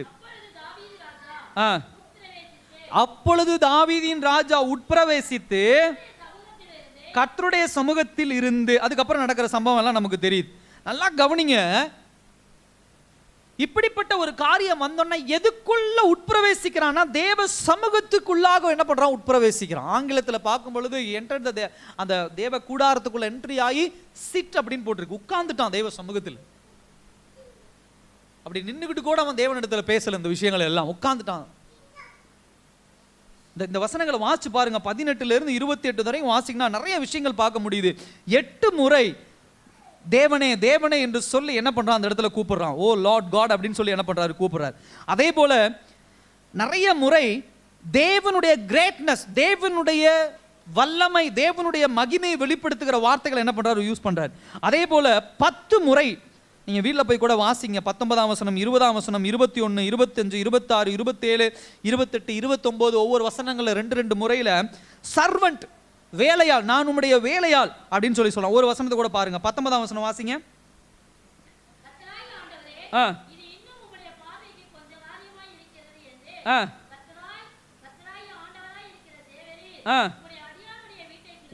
அடியான், அடியான் இங்க போட்டிருக்கு, ஆங்கிலத்துல சர்வன்ட்னு போட்டிருக்கு, வேலையாள், எல்லாம் ஒரே வார்த்தை தான். இந்த வார்த்தை ரிப்பீட்டடா என்ன பண்றாரு, தாவீது என்ன பண்றாரு, கொண்டு வராரு. ஒரு நன்றி உள்ள இருதயம்னா அதுதான், எப்பயுமே தேவ சமூகத்துல தன்னை தாழ்த்துகிற இருதயமா என்ன பண்ணும் இருக்கும், ஹம்பிள்னஸ். நம்ம எந்த இடத்துக்கு வேணா போயிருக்கலாம், எந்த சிச்சுவேஷன்ல வேணா இருக்கலாம், எப்படிப்பட்ட சூழ்நிலையில வேணா இருக்கலாம். பணம் இல்லாத போதுதான் தாழ்த்தணும், பணம் இருக்கும்போது உயர்வா என்னன்னு தயவு செய்து அப்படி இருக்காதீங்க. கர்த்தருடைய ஆசீர்வாதம் வரும்போது தயவு செய்து தாழ்த்துகிற மனப்பாங்குக்குள்ள வாங்க, கர்த்தரை மறந்துடாதீங்க. கர்த்தர் ஆசீர்வாதம் கொடுக்கும்போது தாழ்த்துகிற மனப்பாங்க. அவங்க தாவீது அவ்வளவு பெரிய ராஜா, நான் உம்முடைய அடியான் அப்படிங்கிறாப்ல. அவர் எங்க போய் உட்கார்றாரு பாருங்க, தேவாலயத்தை, அதாவது தன்னுடைய ராஜரீக அந்த அரண்மனையை விட்டு தேவாலயத்துக்குள்ள போய் கீழே உட்கார்ந்து ஆண்டவர் சொல்றார், நீர் பெரியவர், நான் உம்முடைய வேலையாள், நான் உம்முடைய அடியான். ஹம்பிள்னஸ் அங்கதான் பிறக்கும். தாழ்மை எங்க பிறக்கும், நன்றியுள்ள இருதயத்துல தான் தாழ்மை பிறக்கும். தாவீதுடைய வாழ்க்கை ஒரு மிகப்பெரிய எக்ஸாம்பிள் நமக்கு இதுல என்ன பண்ணுது, செட் பண்ணுது. ஒரு நன்றி உள்ள இருதயத்துக்குள்ள தான் தாழ்மை பிறக்கும். எந்த இருதயத்துல தாழ்மை பிறக்கிறதோ அந்த இருதயம் தான் தேவ திட்டத்தோடு உங்களை அலைன் பண்ணி தேவ திட்டத்துக்குள்ள உங்களை பொருத்தி கொண்டு போகும். நன்றி இல்லாத இருதயத்துக்குள்ள தாழ்மை இருக்காது. தாழ்மை இல்லாத இருதயம் எப்பொழுதும் தேவ திட்டத்தோடு பொருந்தி போகாது. அது எப்படிப்பட்ட காரியமா வேணா என்ன பண்ணலாம் இருக்கலாம். நீங்க எப்ப நன்றி சொல்லுவீங்க, ரொம்ப கவனமா கவனிங்க. நீங்க எப்ப ஆண்டவருக்கு நன்றி சொல்லுவீங்கன்னா நல்ல காரியம் நடக்கும்போது தான் நன்றி சொல்லிக்கிட்டே இருப்போம். ஆண்டவர் இதை வாய்க்க செய்தார் நன்றி, ஆண்டவர் இதை வாங்க செய்தார் நன்றி, ஆண்டவர் இதை கொடுத்தார் நன்றி. எத்தனை நாட்கள் நீங்க கிடைச்ச காரியம் நீங்க நினைச்ச காரியம் கிடைக்காத போது, உபத்திரவத்தின் நேரத்துல, பலவீனத்தின் நேரத்துல, இந்த மாதிரி நேரங்கள்ல முழங்கால் படிக்கிட்டு நன்றி மட்டுமே சொல்லி முடிச்சிருக்கிறீங்க ஜெபத்தை. அந்த நேரங்கள்ல முழங்கால் படிக்கிட்டு ஜெபிப்போம், ஆனா நன்றி சொல்ல மாட்டோம். பிரச்சனையை தான் சொல்லிக்கிட்டே உட்காந்துருப்போம். நல்லா கவனிங்க, பிரச்சனையே தான் சொல்லிட்டு உட்காந்துருப்போம். நான் நினைச்சது நடக்கல, நான் வேண்டுனது கிடைக்கல, நான் விருப்பப்பட்டதை அடைய முடியல, இதை கொடுங்க ஆண்டவர், அதை செய்யுங்க ஆண்டவர், இதே தான் பிச்சு பிச்சு போட்டுட்டு இருப்போம் நம்ம தேவ சமூகத்தில். தாவீது இங்க என்னென்ன பேசுறாரு பாருங்க. கர்த்தர் இதுவரை பாஸ்ட்ல செஞ்ச விஷயங்கள், எகிப்து தேசத்திலிருந்து மீட்டு கொண்டு வந்து, சம்பந்தம் இல்லை இதெல்லாம். அதுக்கெல்லாம் உட்கார்ந்து நன்றி சொல்லிக்கிட்டு, நீர் பெரியவர், நீர் வல்லமை பொருந்தியவர், நீர் கனம் பொருந்தியவர், அதுக்கெல்லாம் நன்றி சொல்லிக்கிட்டு இருக்கிறார். உண்மையான நன்றி உள்ள இருதயம் கர்த்தர் நன்மை செய்யும் போது நன்றி சொல்வது அல்ல. கர்த்தர் எப்பொழுது மௌனமா இருக்கிறாரோ அப்பொழுது யார் நன்றி சொல்லுகிறார்களோ அவர்கள் இருதயம்தான் உண்மையான நன்றி உள்ள இருதயம். அல்லேலூயா.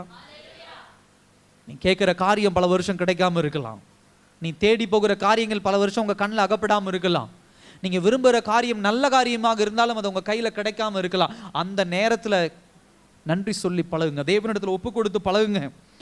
அதுதான் தேவனிடத்துல நீங்க சப்மிட் பண்றது, அர்ப்பணிக்கிறது. அர்ப்பணிக்கிறது வாங்கிட்டு அர்ப்பணிக்கிறது இல்லை, வாங்காமையா அர்ப்பணிக்கணும். ஹல்லேலூயா.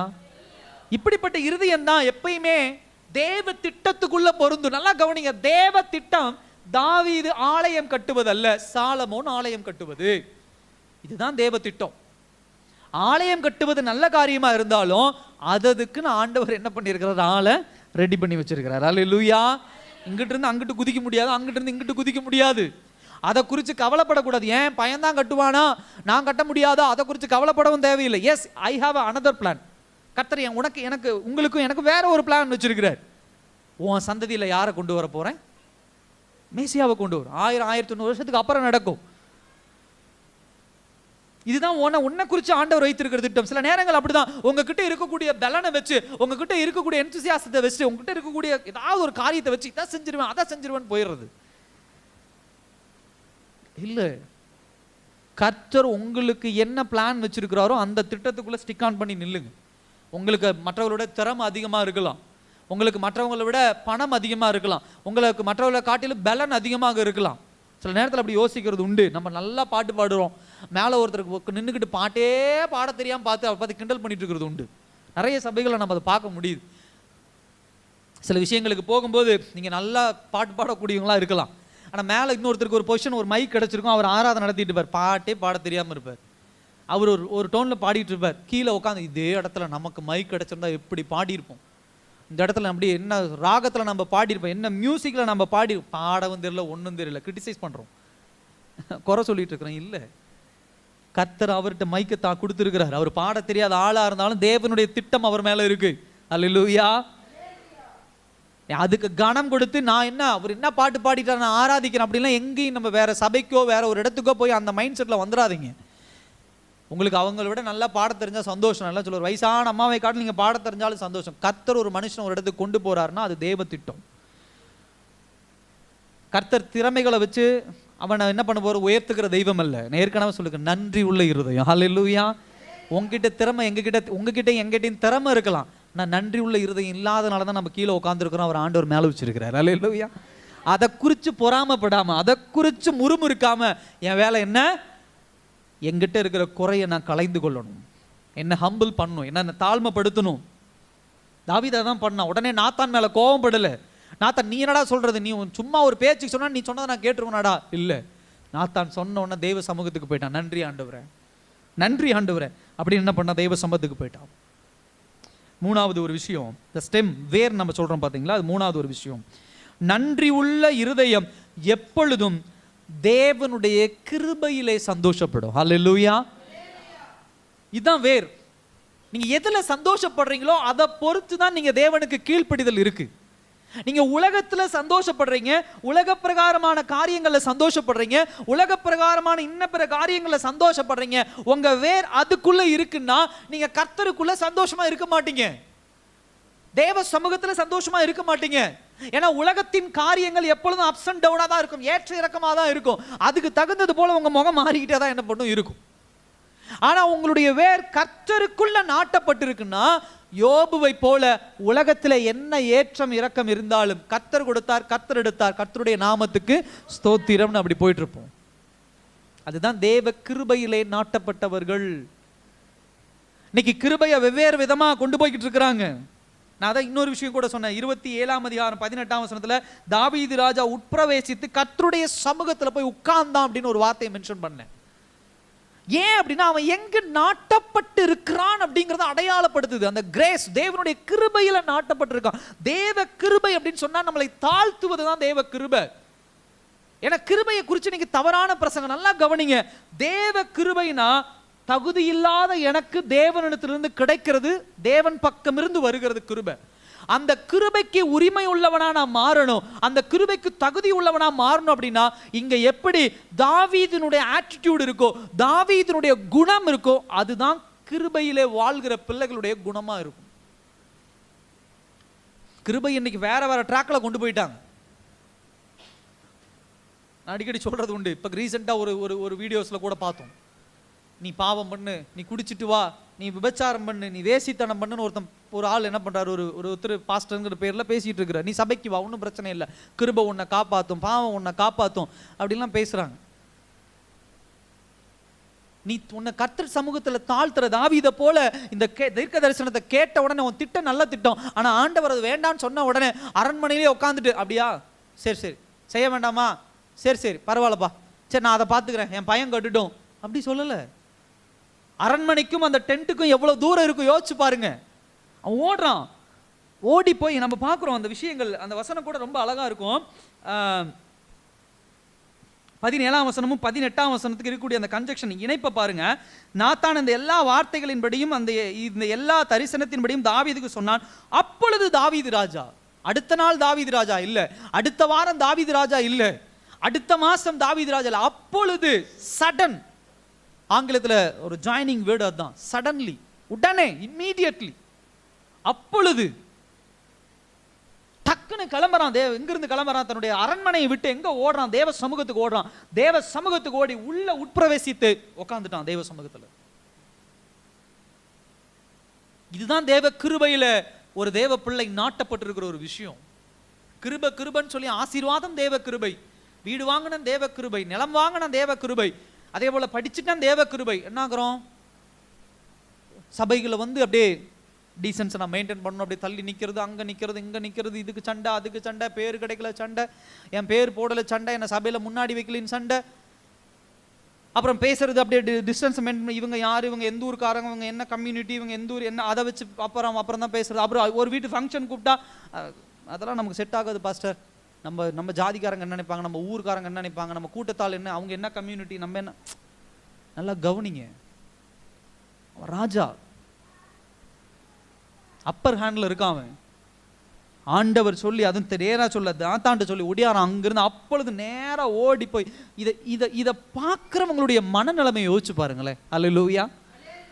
கொஞ்சம் யோசிங்களேன்.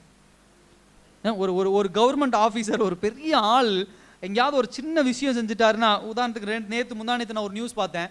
ஒரு அமைச்சர் ரோட்டோரத்தில் நின்று டீ குடிச்சிட்டார். என்ன பண்ணிட்டாரு? ரோட்டோரத்தில் நின்று டீ குடிச்சிட்டார். அதை நியூஸில் போட்டு அமைச்சர் இந்த மாதிரி ரோட்டோரத்தில் நின்று டீ குடித்தார், இப்படி பண்ணார், முதலமைச்சர் நடந்தார் அப்படின்னு சொல்றாங்க. ஏன்னா அதனுடைய வெயிட், முதலமைச்சர் சீட்டுடைய வெயிட் என்ன, அமைச்சர் சீட்டுடைய வெயிட், பாரம் என்ன அப்படிங்கிறது நமக்கு புரியுது. அப்ப அவங்க அந்த இடத்துல இருந்து வந்து ஒரு யதார்த்தமா ஒரு இடத்துல நிக்கிறது சாதாரண விஷயம் கிடையாது. அது சாதாரண விஷயம் கிடையாது. உண்மையா சொல்ல போனா நம்மளுடைய பாயிண்ட் ஆஃப் வியூன்னு வச்சுக்கோங்க. இதே பொசிஷன் அப்ப எத்தனை பேர் விமர்சி, அதாவது வியப்பா பார்த்துருப்பாங்க இந்த விஷயத்தை. ஆனா ஒரு ராஜா இந்த விஷயத்தை நாத்தான் சொன்ன உடனே நிறைய பேர் சுத்தி இருக்கிறாங்க. குடுன்னு அவன் ஓடுறான். ஓடி போய் அந்த தேவாலயத்துக்கு உள்ள போய் உட்பிரவேசி உட்கார்ந்து அப்படிங்கும்போது இதை பார்க்குறவங்க எப்படி, ஏப்பா ஒரு ராஜா, ஒரு கிங், ஒரு வாரியர், ஒரு போர் வீரன், அவர் தேவ சமூகத்தில் எப்படி தன்னை தாழ்த்துகிறார். அல்லேலூயா. நீ கொஞ்சம் பணம் வந்துட்டாவே முட்டி போட முடியல, கொஞ்சம் பணம் வந்துட்டாவே கையை உயர்த்தி ஆராதிக்க முடியல, சத்தமா பாட்டு பாடி ஆராதிக்க முடியல. நான் போன வாரம் சொன்னது போல கை தட்டி ஆராதிக்கிறது இன்னைக்கு ரொம்ப சந்தோஷமா இருந்தது. நம்முடைய சபை கடந்த நாட்களை காட்டி இன்னைக்கு நல்லா ஆராதிச்சிங்க கை தட்டி. அல்லேலூயா. ஏதோ ஒரு வகையில் போன வாரம் பிரசங்கம் ஒரு சில பேருடைய வாழ்க்கையில் இம்பாக்ட் பண்ணியிருக்கு அப்படின்னு நான் சந்தோஷப்படுறேன். இது சின்ன சின்ன விஷயங்கள். ஒரு இடத்துக்கு போறோம்னா கீழே உட்கார்றது இல்லை. பழைய நாட்களில் உட்காந்துருப்போம். இப்போ ஒரு ஸ்டேஜ் வந்தோன்னு கீழே உட்கார மாட்டேன், சேர் போடுங்க, பாயை விரிச்சு போடுங்க, எனக்கு அதை வைங்க இதை வைங்க அப்படின்னு நம்ம யோசிக்கிறது உண்டு. இல்லை, தேவ கிருபையிலே நாட்டப்பட்டவர்கள் அப்படியே தாழ்த்துவாங்க தன்னை. 27ஆம் அதிகாரம் 7ஆம் அதிகாரம் 11ஆம் வசனத்தை வாசிங்க. இதிலே 7:11. ஆ ஆ ஆ ஆ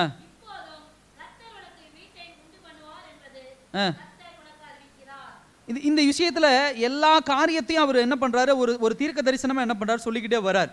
சொல்லிக்கிட்டே வந்துட்டு இன்னொரு இடத்துல சொல்லுவார், நான் யாரு, நான் எப்பேற்பட்ட ஆளு அப்படிங்கிறது ஒரு வசனத்துல வரும். அவர் என்ன சொல்லுவார், தாவீது தன்னை ஒரு ராஜாவாக இருந்தாலும், தான் ஒரு பலசாலியாக இருந்தாலும், தான் ஒரு போர் வீரனாக இருந்தாலும், அவர் அப்படி போய் கீழே வந்து உட்கார்றாருன்னா அதுக்கு என்ன அர்த்தம்? தேவனுக்கு முன்பாக நான் யார், நான் எப்படிப்பட்டவன், நான் எதற்கு உகந்தவன், நான் எந்த மாதிரி ஆள் அப்படின்னு சொல்லி தன்னைத்தானே தாழ்த்துகிற காரியத்தை நம்ம என்ன பண்ண முடியுது, பார்க்க முடியுது. 18ஆம் வசனத்திலே சொல்றாரு. அதுல பாருங்க, கர்த்தராகிய ஆண்டவரே தேவரீர் என்னை இதுவரைக்கும் கொண்டு வந்ததற்கு நான் எம்மாத்திரம், என் வீடும். தேவ சமூகத்துல உடைக்கிற விஷயம். ஏன்னா 2 பாயிண்ட் தான் நீங்க தாவீது எடுத்துட்டா ரொம்ப கேர்ஃபுல்லா ஹேண்டில் பண்ணணும். என்னன்னா, நான் எம்மாத்திரம், என் வீடு எம்மாத்திரம். நான் எம்மாத்திரம் அப்படிங்கிற வார்த்தைக்கு உண்டான அர்த்தம் என்னன்னா, இந்த உலகமே தாவீதை ரொம்ப போர்ட்ரேட் பண்ணிக்கிட்டு இருக்கு. கோலியாத்தை வீழ்த்தி இருக்கான், சவுலை வீழ்த்தி இருக்கிறான், அமலேக்கியரை வீழ்த்தி இருக்கிறான். இஸ் அ வாரியர், இவன் ஒரு போர் வீரன், இவனால முடியாத காரியம் ஒன்றுமில்லை. இன்னொன்று கூட சொல்றாங்க, சவுல் கொன்றது 1000, தாவீது கொன்றது. அவனை வந்து அவ்வளோ என்ன பண்றாங்க, அவனை போர்ட்ரேட் பண்றாங்க, அவனை அவ்வளோ உருவகப்படுத்தி மேன்மைப்படுத்தி பேசுறாங்க. ரெண்டாவது ஒரு விஷயம், இப்போ ஒரு பேலஸ் கட்டிட்டான், ஒரு ராஜ அரண்மனை, அது ஒரு பெரிய இடம். அந்த அரண்மனைக்கு ஈக்குவலான விஷயம் எதுவும் கிடையாது. அந்த அளவுக்கு நல்ல ஒரு பிரம்மாண்டமான ஒரு அரண்மனை கட்டிட்டான். இப்போ இந்த ஊரும் உலகமும் தாவீதை குறித்து பேசுறாங்கன்னா என்ன பேசுவாங்க? இன்னைக்கு ஒருத்தர் ஒரு வீடு கட்டி பிரதிஷ்டை பண்ணிட்டாருன்னா அவரை பத்தி பேசும்போது என்ன சொல்லுவாங்க? அதுதான் சொல்லுவாங்க. அவருக்கு என்னப்பா வீடு கட்டிட்டாரு, 2 பிள்ளைகளை கல்யாணம் பண்ணி கொடுத்துட்டாரு, இந்த மாதிரி தான் சொல்லுவாங்க. சொந்த வீடு இருக்கு அவங்களுக்கு, இதை தான் சொல்லுவான்.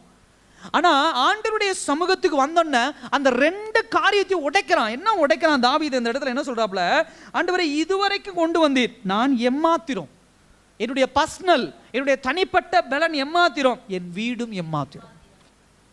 இதுதான் கிரேஸ், கிருபைக்குண்டான ஒரு வேர். இது உங்ககிட்ட இருக்கிறது கர்த்தர் கொடுத்தான்னு சொல்லி அதில் அப்படியே லாபகமா வாழ்ந்துட்டு சந்தோஷப்படுறத காட்டிலும் அது எம்மாத்திரம். ஆண்டவர் எம்மாத்திரம், எதுக்கு பிரயோஜனம், அது எதுக்கு?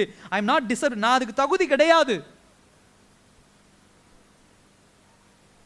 இந்த 3 காரியங்களை ரொம்ப நீங்க என்ன பண்ணலாம், கவனமா கணக்கு. கிருபைனா அதான்.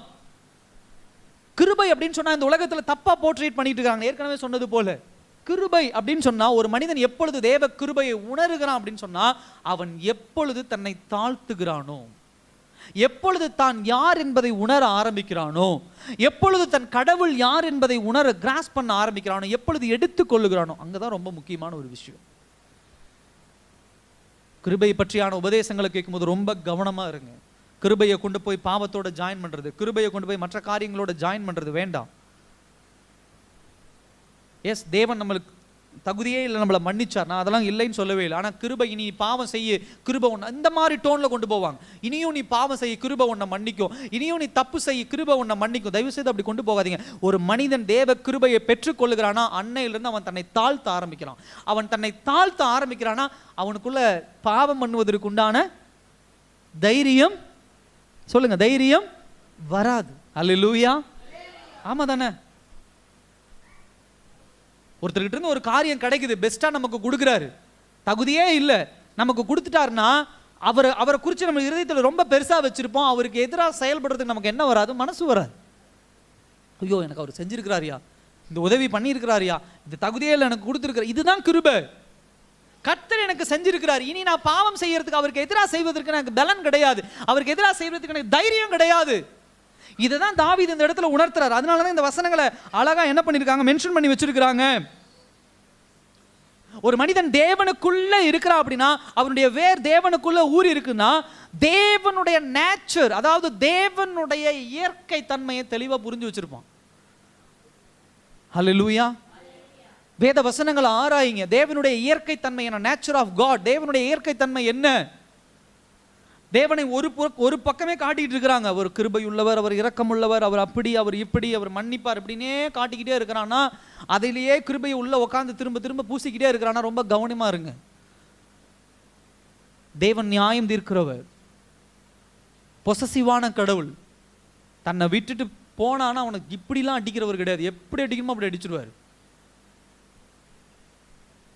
தேவனுடைய கோபம் வேதவசனங்களை வாசிக்கிறோம், புதிய ஏற்பாட்டிலேயே பார்க்குறோம். தேவனுடைய கோபம், தேவனுடைய காணிக்கையை வஞ்சிக்கும் போது எப்படி அடிக்கிறாருன்னு பார்க்குறோம்.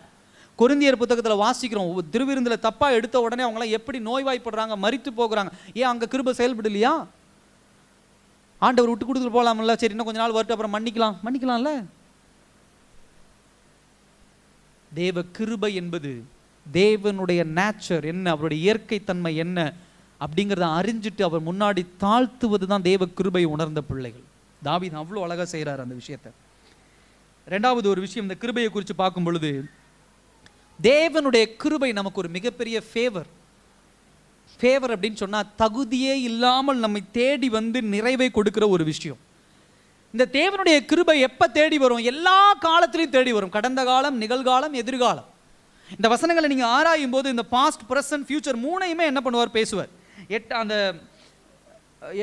நீங்கள் வாசிக்கும் போது 7ஆம் அதிகாரத்தில் வாசிக்கும் பொழுது எகிப்து ஜனங்களை குறித்து அவர் பேசுகிறத நம்ம பார்க்க முடியுது. அதே போல் 7ஆம் அதிகாரம் 8ஆம் வசனத்தில் பார்க்குறோம், இப்போதும் நீ என் தாசனாக தாவீதை நோக்கி சேனைகளின் கர்த்தர் சொல்லுகிறது என்னவென்றால், நீ இஸ்ரவேல் என்கிற என் ஜனங்களுக்கு அதிபதியாக இருக்கும்படி ஆடுகளின் பின்னே நடந்த உன்னை ஆட்டு மந்தையை விட்டு எடுத்து என்ன பண்ணிட்டேன், உன்னை ராஜாவாக மாற்றிட்டேன். ப்ரெசென்ட்டில் எப்படி வச்சிருக்கிறார் அதையும் காட்டுறார். ஃபியூச்சர் என்ன, 10ஆம் வசனத்திலிருந்து 16வது வசனம், கிருபை எல்லா நாட்களிலும் செயல்படுது. தேவனுடைய ஃபேவர் அதுதான். எல்லா நாட்களிலும் கிருபை கடந்த காலத்திலும் செயல்பட்டிருக்கும், நிகழ்காலத்திலும் செயல்பட்டிருக்கும், எதிர்காலத்திலும் என்ன பண்ணும், செயல்பட்டிருக்கோம். ஸோ ஃபர்ஸ்ட் இந்த ஸ்டெம் வேரை குறித்து நம்ம பார்த்தோம், அதில் சில காரியங்களை குறித்து பார்த்தோம். கடைசியாக ஒரு காரியத்தை நான் சொல்லி முடிக்க விரும்புகிறேன். கனி, த ஃப்ரூட். அதாவது நன்றி உள்ள இருதயம் எப்பொழுதும் தேவ வாக்கு தத்தங்களை ஜெபிக்கிற இருதயமா மாறும். அல்லேலூயா. புரிஞ்சிருக்கும்னு நினைக்கிறேன், நல்லா கவனிங்க. நன்றியுள்ள இருதயம் எப்பொழுதும் தேவ வாக்கு தத்தங்களுக்கு ஜெபிக்கிறதா நம்மளை என்ன பண்ணிரும், மாத்திரும், முறுமுறுக்க வைக்காது. இதுதான் கனி, நன்றி உள்ள இருதயத்தினுடைய கனி அதுதான். சில விஷயங்களை கர்த்தர் வெளிப்படுத்தின உடனே வெளிப்படுத்தின காரியத்திற்குண்டான ஜெபம் வருமானம் வராது. அங்க என்ன மாறிடும் அப்படின்னா, நான் ஆண்டவர்கிட்ட இதை தானே கேட்டேன், ஆண்டவர்கிட்ட நான் ஆண் குழந்தை தானே கேட்டேன், எதுக்கு ஆண்டவர் எனக்கு பெண் குழந்தையை கொடுத்தாரு, பெண் குழந்தை தானே கேட்டேன், எதுக்கு ஆண்டவர் எனக்கு ஆண் குழந்தையை கொடுத்தாரு. இன்னைக்கு இதெல்லாம் பேச்சு இதெல்லாம் இன்னைக்கு இருக்குது. அதை குறித்து உடனே சண்டை, அதை குறித்து கோபம், அதை குறித்து விரக்தி, குழந்தை பிறந்து வெளியே கொண்டு வந்தால் வாங்க மாட்டேன்னு இப்படி நின்றுறாங்க சில பேர். என்ன இப்படி ஆண்டவர் கேட்டதெல்லாம் கொடுத்தாரு, எதுக்கு இப்படி கொடுத்தாரு அப்படின்னு சொல்லி இந்த விஷயத்தில் ரொம்ப தேவ பிள்ளைகள் தவறு பண்ணுறீங்க. அல்லேலூயா. ஓன் திட்டம் ஆண் குழந்தையா இருக்கலாம், தேவ திட்டம் பெண் குழந்தை, அதில் ஆசீர்வாதம் உண்டு. அந்த குழந்தைய ஆண்டவர் உன் கையில் கொடுத்துருக்காருன்னா அதை அழகாக வளர்த்துங்க. இல்லை ஓன் திட்டம் பெண் குழந்தையா இருக்கலாம், தேவன் ஆண் குழந்தைய கொடுக்கலாம். எது ஆண்டவர் கொடுக்குறாரு, நீங்கள் என்ன கேட்கணும் ஜெபத்தில், நான் அடிக்கடி சொல்கிறது உண்டு, ஆண்டவரே நல்ல சுகத்தோடு ஒரு குழந்தைய கொடுங்க, அதுலேயே நின்றுணும். ஒரு விஷயத்தை ஆண்டவர்கிட்ட கேட்கணும்னா தயவு செய்து நீங்கள் என்ன பண்ணக்கூடாது, இது எதை இப்படி கொடுங்கன்னு என்ன பண்ணக்கூடாது எழுதி அடிக்கடி சொல்கிறது உண்டு. உண்மையான ஜெபம் என்பது இது வேணும், இதை இப்படி கொடுங்க, இது இந்த மாதிரி கொடுங்க, இந்த மாதிரி செய்யுங்கன்னு ஒரு வெள்ளை பேப்பர் எழுதி ஆண்டவர்கிட்ட நீட்டி இது கையெழுத்து போடுங்கன்னு கேட்கக்கூடாது. அதுக்கு பேர் ஜெபம் இல்லை. உண்மையான ஜெபம் என்பது ஒரு வெள்ளை பேப்பர் எடுத்து கீழே நீங்கள் உங்கள் கையெழுத்தை போட்டு ஆண்டவர்கிட்ட கொடுத்துடணும். நீங்கள் எழுதுங்க, ஆண்டவரே நீங்கள் என்னென்னலாம் எழுதுறீங்களோ அதுக்கு நான் கீழ்ப்படிகிறேன். அல்லேலூயா. இதுதான் உண்மையான ஒரு ஜெபம். நீங்கள் ஜெபத்தில் உட்காரும்போது எப்பயும் ஜெபம் எப்படி மாறணும் அப்படின்னா, தேவன் எப்படி கொண்டு போகிறாரோ அதுக்கு தகுந்தது போல் ஜெபம் போகணும். உங்களுடைய திட்டத்தை கொண்டு போய் தேவனிடத்தில் சமூகத்தில் தயவு செய்து திணிக்காதீங்க. அல்லேலூயா. ஆசை இருக்கா வச்சுக்கோங்க, நான் வேண்டான்னு சொல்லலை. விருப்பம் இருக்கா வச்சுக்கோங்க, நான் வேண்டான்னு சொல்லலை. கண்டிப்பாக தாவீதுக்கு இருதயத்தில் ஒரு கவலை இருக்கும், இல்லாமலாம் கிடையாது. ஆண்டவரே ஒரு சின்ன ஆலயம் தானே, பட் அது ஒரு பக்கம் இருந்தாலும் அதை டாமினேட் பண்ணுற மாதிரி அதை அப்படியே ஒதுக்கிட்டே போயிட்டு என்ன பண்ணிட்டாரு, தேவ வாக்கு தத்துவத்துக்கு ஜெபிக்க ஆரம்பிச்சிட்டார். அந்த 8ஆம் வசனத்தில் பார்க்குறோம், 29ஆம் வசனம், 7ஆம் அதிகாரம் 29ஆம் வசனத்தில் பாருங்க, இப்போதும் உமது அடியானின் வீடு என்றென்றைக்கு உமக்கு முன்பாக இருக்கும்படி அதை 16ஆம் வசனத்தை வாசிங்க. 7ஆம் அதிகாரம் 16.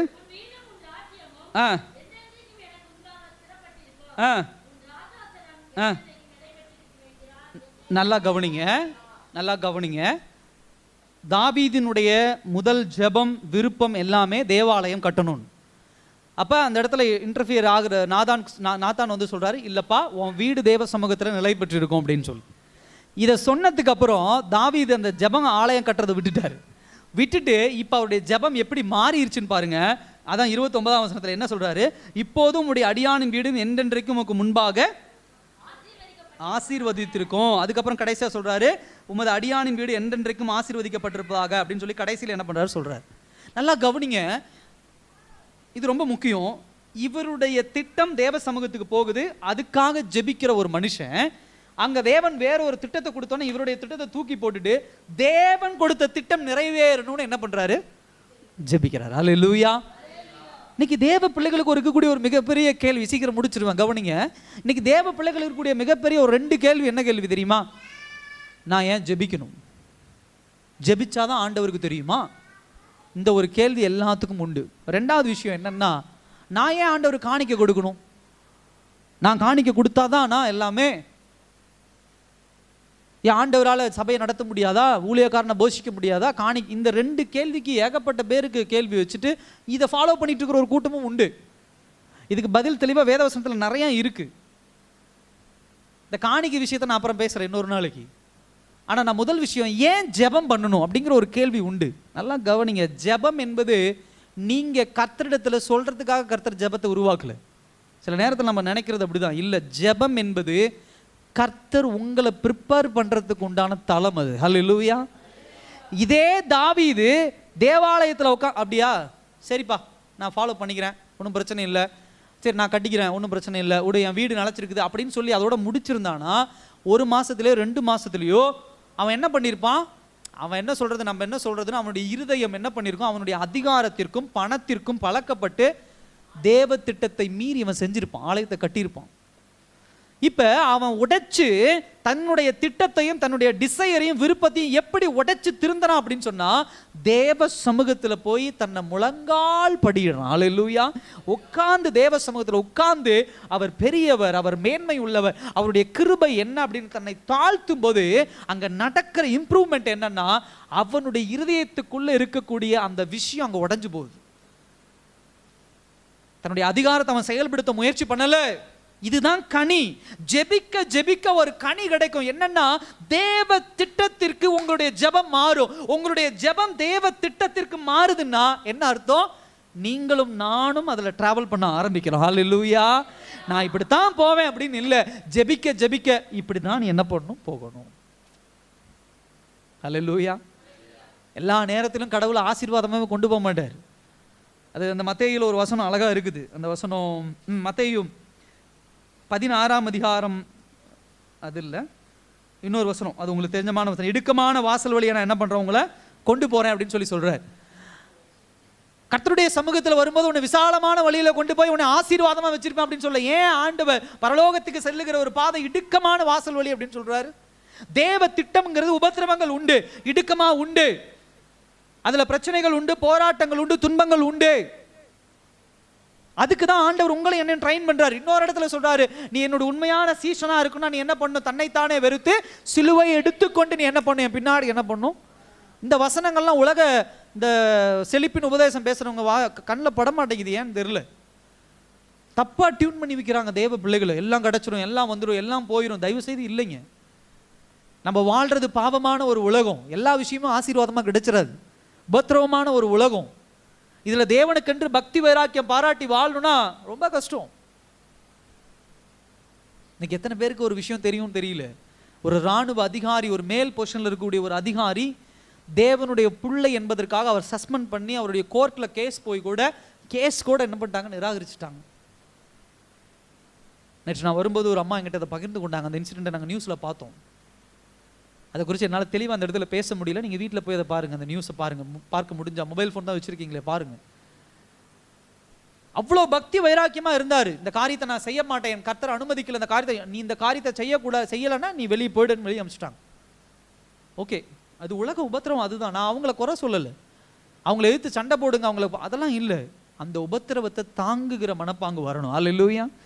இயேசு கிறிஸ்து இந்த உலகத்தில் சிலுவையில் அடிக்கப்படும் போது நீங்கள் நல்லா கவனிங்க, தாங்கினா, அவங்களை எதிர்த்து நிக்கல. சிலுவையில் கடைசியாக சொல்லும்போது கூட இவர்கள் செய்வது என்னதென்று அறியாமல் செய்கிறார்கள், ஆண்டவர் இவர்களை என்ன பண்ணுங்க. ஹல்லேலூயா. இந்த மோட்டிவ்ல தான் நீங்களும் நானும் பயன். இதுதான் கனி. ஆண்டவருடைய திட்டம் வரும்போது தன்னை உடைச்சான் போய் தாவீது. இல்லை ஆண்டவரை ஒத்துக்கிறேன். இப்போ அடுத்த ஜெபம் அவனை எப்படி மாறிடுச்சு. உள்ள போய் உட்காந்து, எப்படி ஆண்டவரை அதை அனுமதிக்க முடியாது, நான் உமக்காக தான் ஆலயம் கட்டுறேன், ஒரு 40 நாள் உபவாசம் போடுங்க, எல்லாரும் சாம்பல்ல உட்காருங்க, ரட்டு உடுத்துங்க, எதுவுமே இல்லை. அப்படியே சேஞ்ச் டோட்டலி. அப்படியே தன்னை முழுசா மாத்திட்டான். ஓகே, தேவ திட்டம் இது. இப்போ எப்படி ஜெபிக்கிறான், என் வீடு நிலைச்சிருக்கணும், தேவன் சொன்ன ஆசீர்வாதம் என் குடும்பத்தில் நடக்கணும், மேசியா என் சந்ததியில் வரணும். ஹல்லேலூயா. இதுதான் தேவ பிள்ளைக்கு உண்டான ஒரு கனி, கிருபையின் கனி. இதுதான் நன்றி உள்ள இருதயத்தின் கனி. அதுதான் நன்றி உள்ள இருதயம் முறுமுறுக்காத தேவ சமூகத்தில். இது கிடைக்கல, அது கிடைச்சது என்ன பாரு. நீங்க ஒன்று நாடிட்டு இருப்பீங்க, அதை ஆண்டவர் கொடுக்காம பாரு, ஆனால் வேற ஒன்று கொடுத்துருப்பார், அதை மறந்துட்டீங்க. நீ கேட்டதை ஆண்டவர் கொடுக்கலன்னு சொல்லி நீ அழுதுகிட்டு உட்காந்து போராடிட்டு இருக்கிற, ஆனால் ஆண்டவர் வேற ஒரு ஆசீர்வாதம், நீ அதை ரெகக்னைஸ் பண்ணவே இல்லை. நீங்களும் நானும் அதை அறிந்து கொள்ளவே இல்லை. இல்லை தேவன் ஒரு வாக்குத்தத்தம் கொடுக்குறார், நீங்க ஒரு வாக்குத்தத்தோடு தேவன் போறீங்க. இல்லை ஆண்டவர் வேற ஒரு வாக்குத்தத்தம் கொடுக்குறாருன்னா தயவு செய்து தேவ சமூகத்தில் உட்கார்ந்து உங்க இருதயத்தை பழக்கப்படுத்துங்க. என்னைக்கும் அதை ஓவர் பண்ணிடக்கூடாது. கட்டணை வாங்கி உடனே வீடு கட்டி நிலத்தை கட்டி எல்லாம் உட்காந்துடக்கூடாது. ஆண்டவர் வீடு கட்டுறதை அனுமதிக்கல கடைசி வரை. நீ வாடகை வீடு தானே, சந்தோஷமா இரு. ஆனா அதுக்கு பதில் வேற ஒரு ஆசீர்வாதம் வாழ்க்கையில சைட் பை சைடு கொண்டு போயிட்டே இருப்பேன். அதுல சந்தோஷப்பட்டு வாங்க. இல்லை அப்படியெல்லாம் முடியாது, என் கையில் ஒரு 2 லட்சம் பணம் இருக்கு, இன்னும் 20 லட்சத்தை கடனை வாங்க, வீட்டை கட்டு, லோனை போடு, அதை போடு, வட்டி வாங்க, அதை வாங்க, இதை வாங்க, நிறைய தேவைப்படும். ஏன்னா ஆண்டவர் போட்டுவிட்டு போயிடுறான். ஊழியக்காரங்கிற ஒரு போர்வையில் இன்னைக்கு வந்து சொல்லிடுறான், நீ வீட்டை கட்டுவ, காரை கட்டுவ, பைக் கட்டுவ, நிலத்தை கட்டுவ. இவங்களும் அதை நம்பி போய் கடனை வாங்கி உட்காந்துறாங்க. நம்முடைய சபையில் அப்படிலாம் இருக்காதீங்க தயவு செய்து. நான் ரொம்ப நாள் சொல்ற விஷயம் அதுதான். கர்த்தர் அனுமதிக்கிறார்னா அதுல தடை இருக்காது. கர்த்தர் அனுமதிக்கிறார். நான் சொல்றது இந்த விஷயங்கள். ஒரு ஆசீர்வாதம் உங்க வாழ்க்கையில வருது அப்படின்னா வேதவசனம் கர்த்தர் ஆசீர்வதிச்சு அது யாராலும் தடுக்க முடியாது. அது தடையா வருதுன்னா தேவ சமூகத்தில் உட்காரு. அது எதனால வருதுன்னு ரெக்டிஃபை பண்ணுங்க. கடன் வாங்கக்கூடாதுன்னு வேதவசனத்தில் போட்டிருக்கு பாருங்க. வேதவசனம் நமக்கு நான் அடிக்கடி சொல்றது மிகப்பெரிய ஒரு ஆதாரம். இதை மீறி தப்பு செஞ்சுதான் நம்ம வாழ்க்கையில் நம்ம சின்னப்பட்டு சீரழிஞ்சிட்டு இருக்கிறோம். இதை ஃபாலோ பண்ணும் அப்படின்னா கொஞ்சம் கஷ்டமா இருக்கும். உலக பிரகாரம் சொல்லணும். இப்போ எப்படி தாவீது போய் உட்காந்து தான் ஆசைப்பட்டது ஒன்று, எத்தனை பேர்த்திட்ட பெருமையாக சொல்லியிருப்பான், அந்த மரத்தை கொண்டு வா, இந்த இடத்த கொண்டு வா, அந்த கல்லை கொண்டு வா, ஆலயத்தை கட்ட போறேன், ஏன்னா அனுமதி கொடுத்துட்டான்ல. அன்னைக்கு சாயந்தரமே நிறைய பேர்ட்ட குதிச்சு சந்தோஷமா உலகத்துக்கே அறிவிச்சிருப்பான். தேவாலயத்தை இந்த இடத்துல கட்ட போறேன், இந்த ஸ்ட்ரக்சரில் கொண்டு போறேன், இந்த ஊர்ல இருந்து ஆளை கொண்டு வர போறேன். சின்ன வீடு கட்டுறவே நம்ம அவ்வளோ டயலாக் விடுறோம். இந்த ஷீட்டு போட போறேன், அந்த கட்டடம் கட்ட போறேன், இந்த செவுரு வைக்க போறேன், இந்த டைல்ஸ் போட போறேன் அப்படின்னு அவ்வளோ குதிச்ச தாவீது அடுத்த நாள் நைட்டு பேசி அடுத்த நாள் காலைல நாத்தனை வந்து சொல்ல, தம்பி இல்லைப்பா நீ கட்ட மாட்ட அப்படின்னு சொன்ன உடனே அத்தனை பேரும் எப்படி பார்த்துருப்பாங்க தாவீதை. அல்லேலூயா. கனி, ஆவியின் கனி அதுதான். நன்றியுள்ள இருதயத்தின் ஆவியின் கனி என்ன தெரியுமா? உன் திட்டத்தை ஆண்டவர் வேண்டான்னு சொல்லி அவர் ஒரு திட்டத்தை கொடுக்குறாருன்னா உன் ஜெபம் அதுக்கு பின்னாடி போயிடும். ஜெபம் அதுக்கு பின்னாடி போகுது அப்படின்னு சொன்னா உன் ஜெபம் தான் உன்னை என்ன பண்ணும், மாத்திக்கிட்டே இருக்கும். ஜெபத்தினுடைய இன்னொரு டெஃபினிஷன் அதுதான். உனக்குள்ள இருக்கக்கூடிய ஆவியை வெளியேற்றி பரலோகத்தில் இருக்கக்கூடிய தேவ ஆவியை உனக்குள்ள நிரப்புவதற்கு தான் ஜெபத்தை ஆண்டவர் வச்சிருக்கிறார். உன் இருதயத்தின் வேண்டுதலை அறிந்திருக்கிறேன்னு ஆண்டவர் சொல்றாரு. நீ வேண்ட தொடங்குறதுக்கு முன்னமே உனக்கு உண்டான காரியத்தை நான் அறிஞ்சிருக்கிறேன், அதை கொடுக்குறேன்னு ஆண்டவர் சொல்லியிருக்கிறார். இதெல்லாம் சொன்ன தெய்வம் தான் ஜெபத்தையும் விரும்புகிறார். இதனாலதான் ஜெபம் என்பது என்னை பழக்கப்படுத்துவதற்காக. இன்னைக்கு எத்தனை விஷயங்கள்ல முறுமுறுத்துட்டு இருக்கிறீங்க. எல்லாரும் இருக்கிற இடத்துல இருந்து எழுந்து நிற்கலாமா அந்த நாள்ல?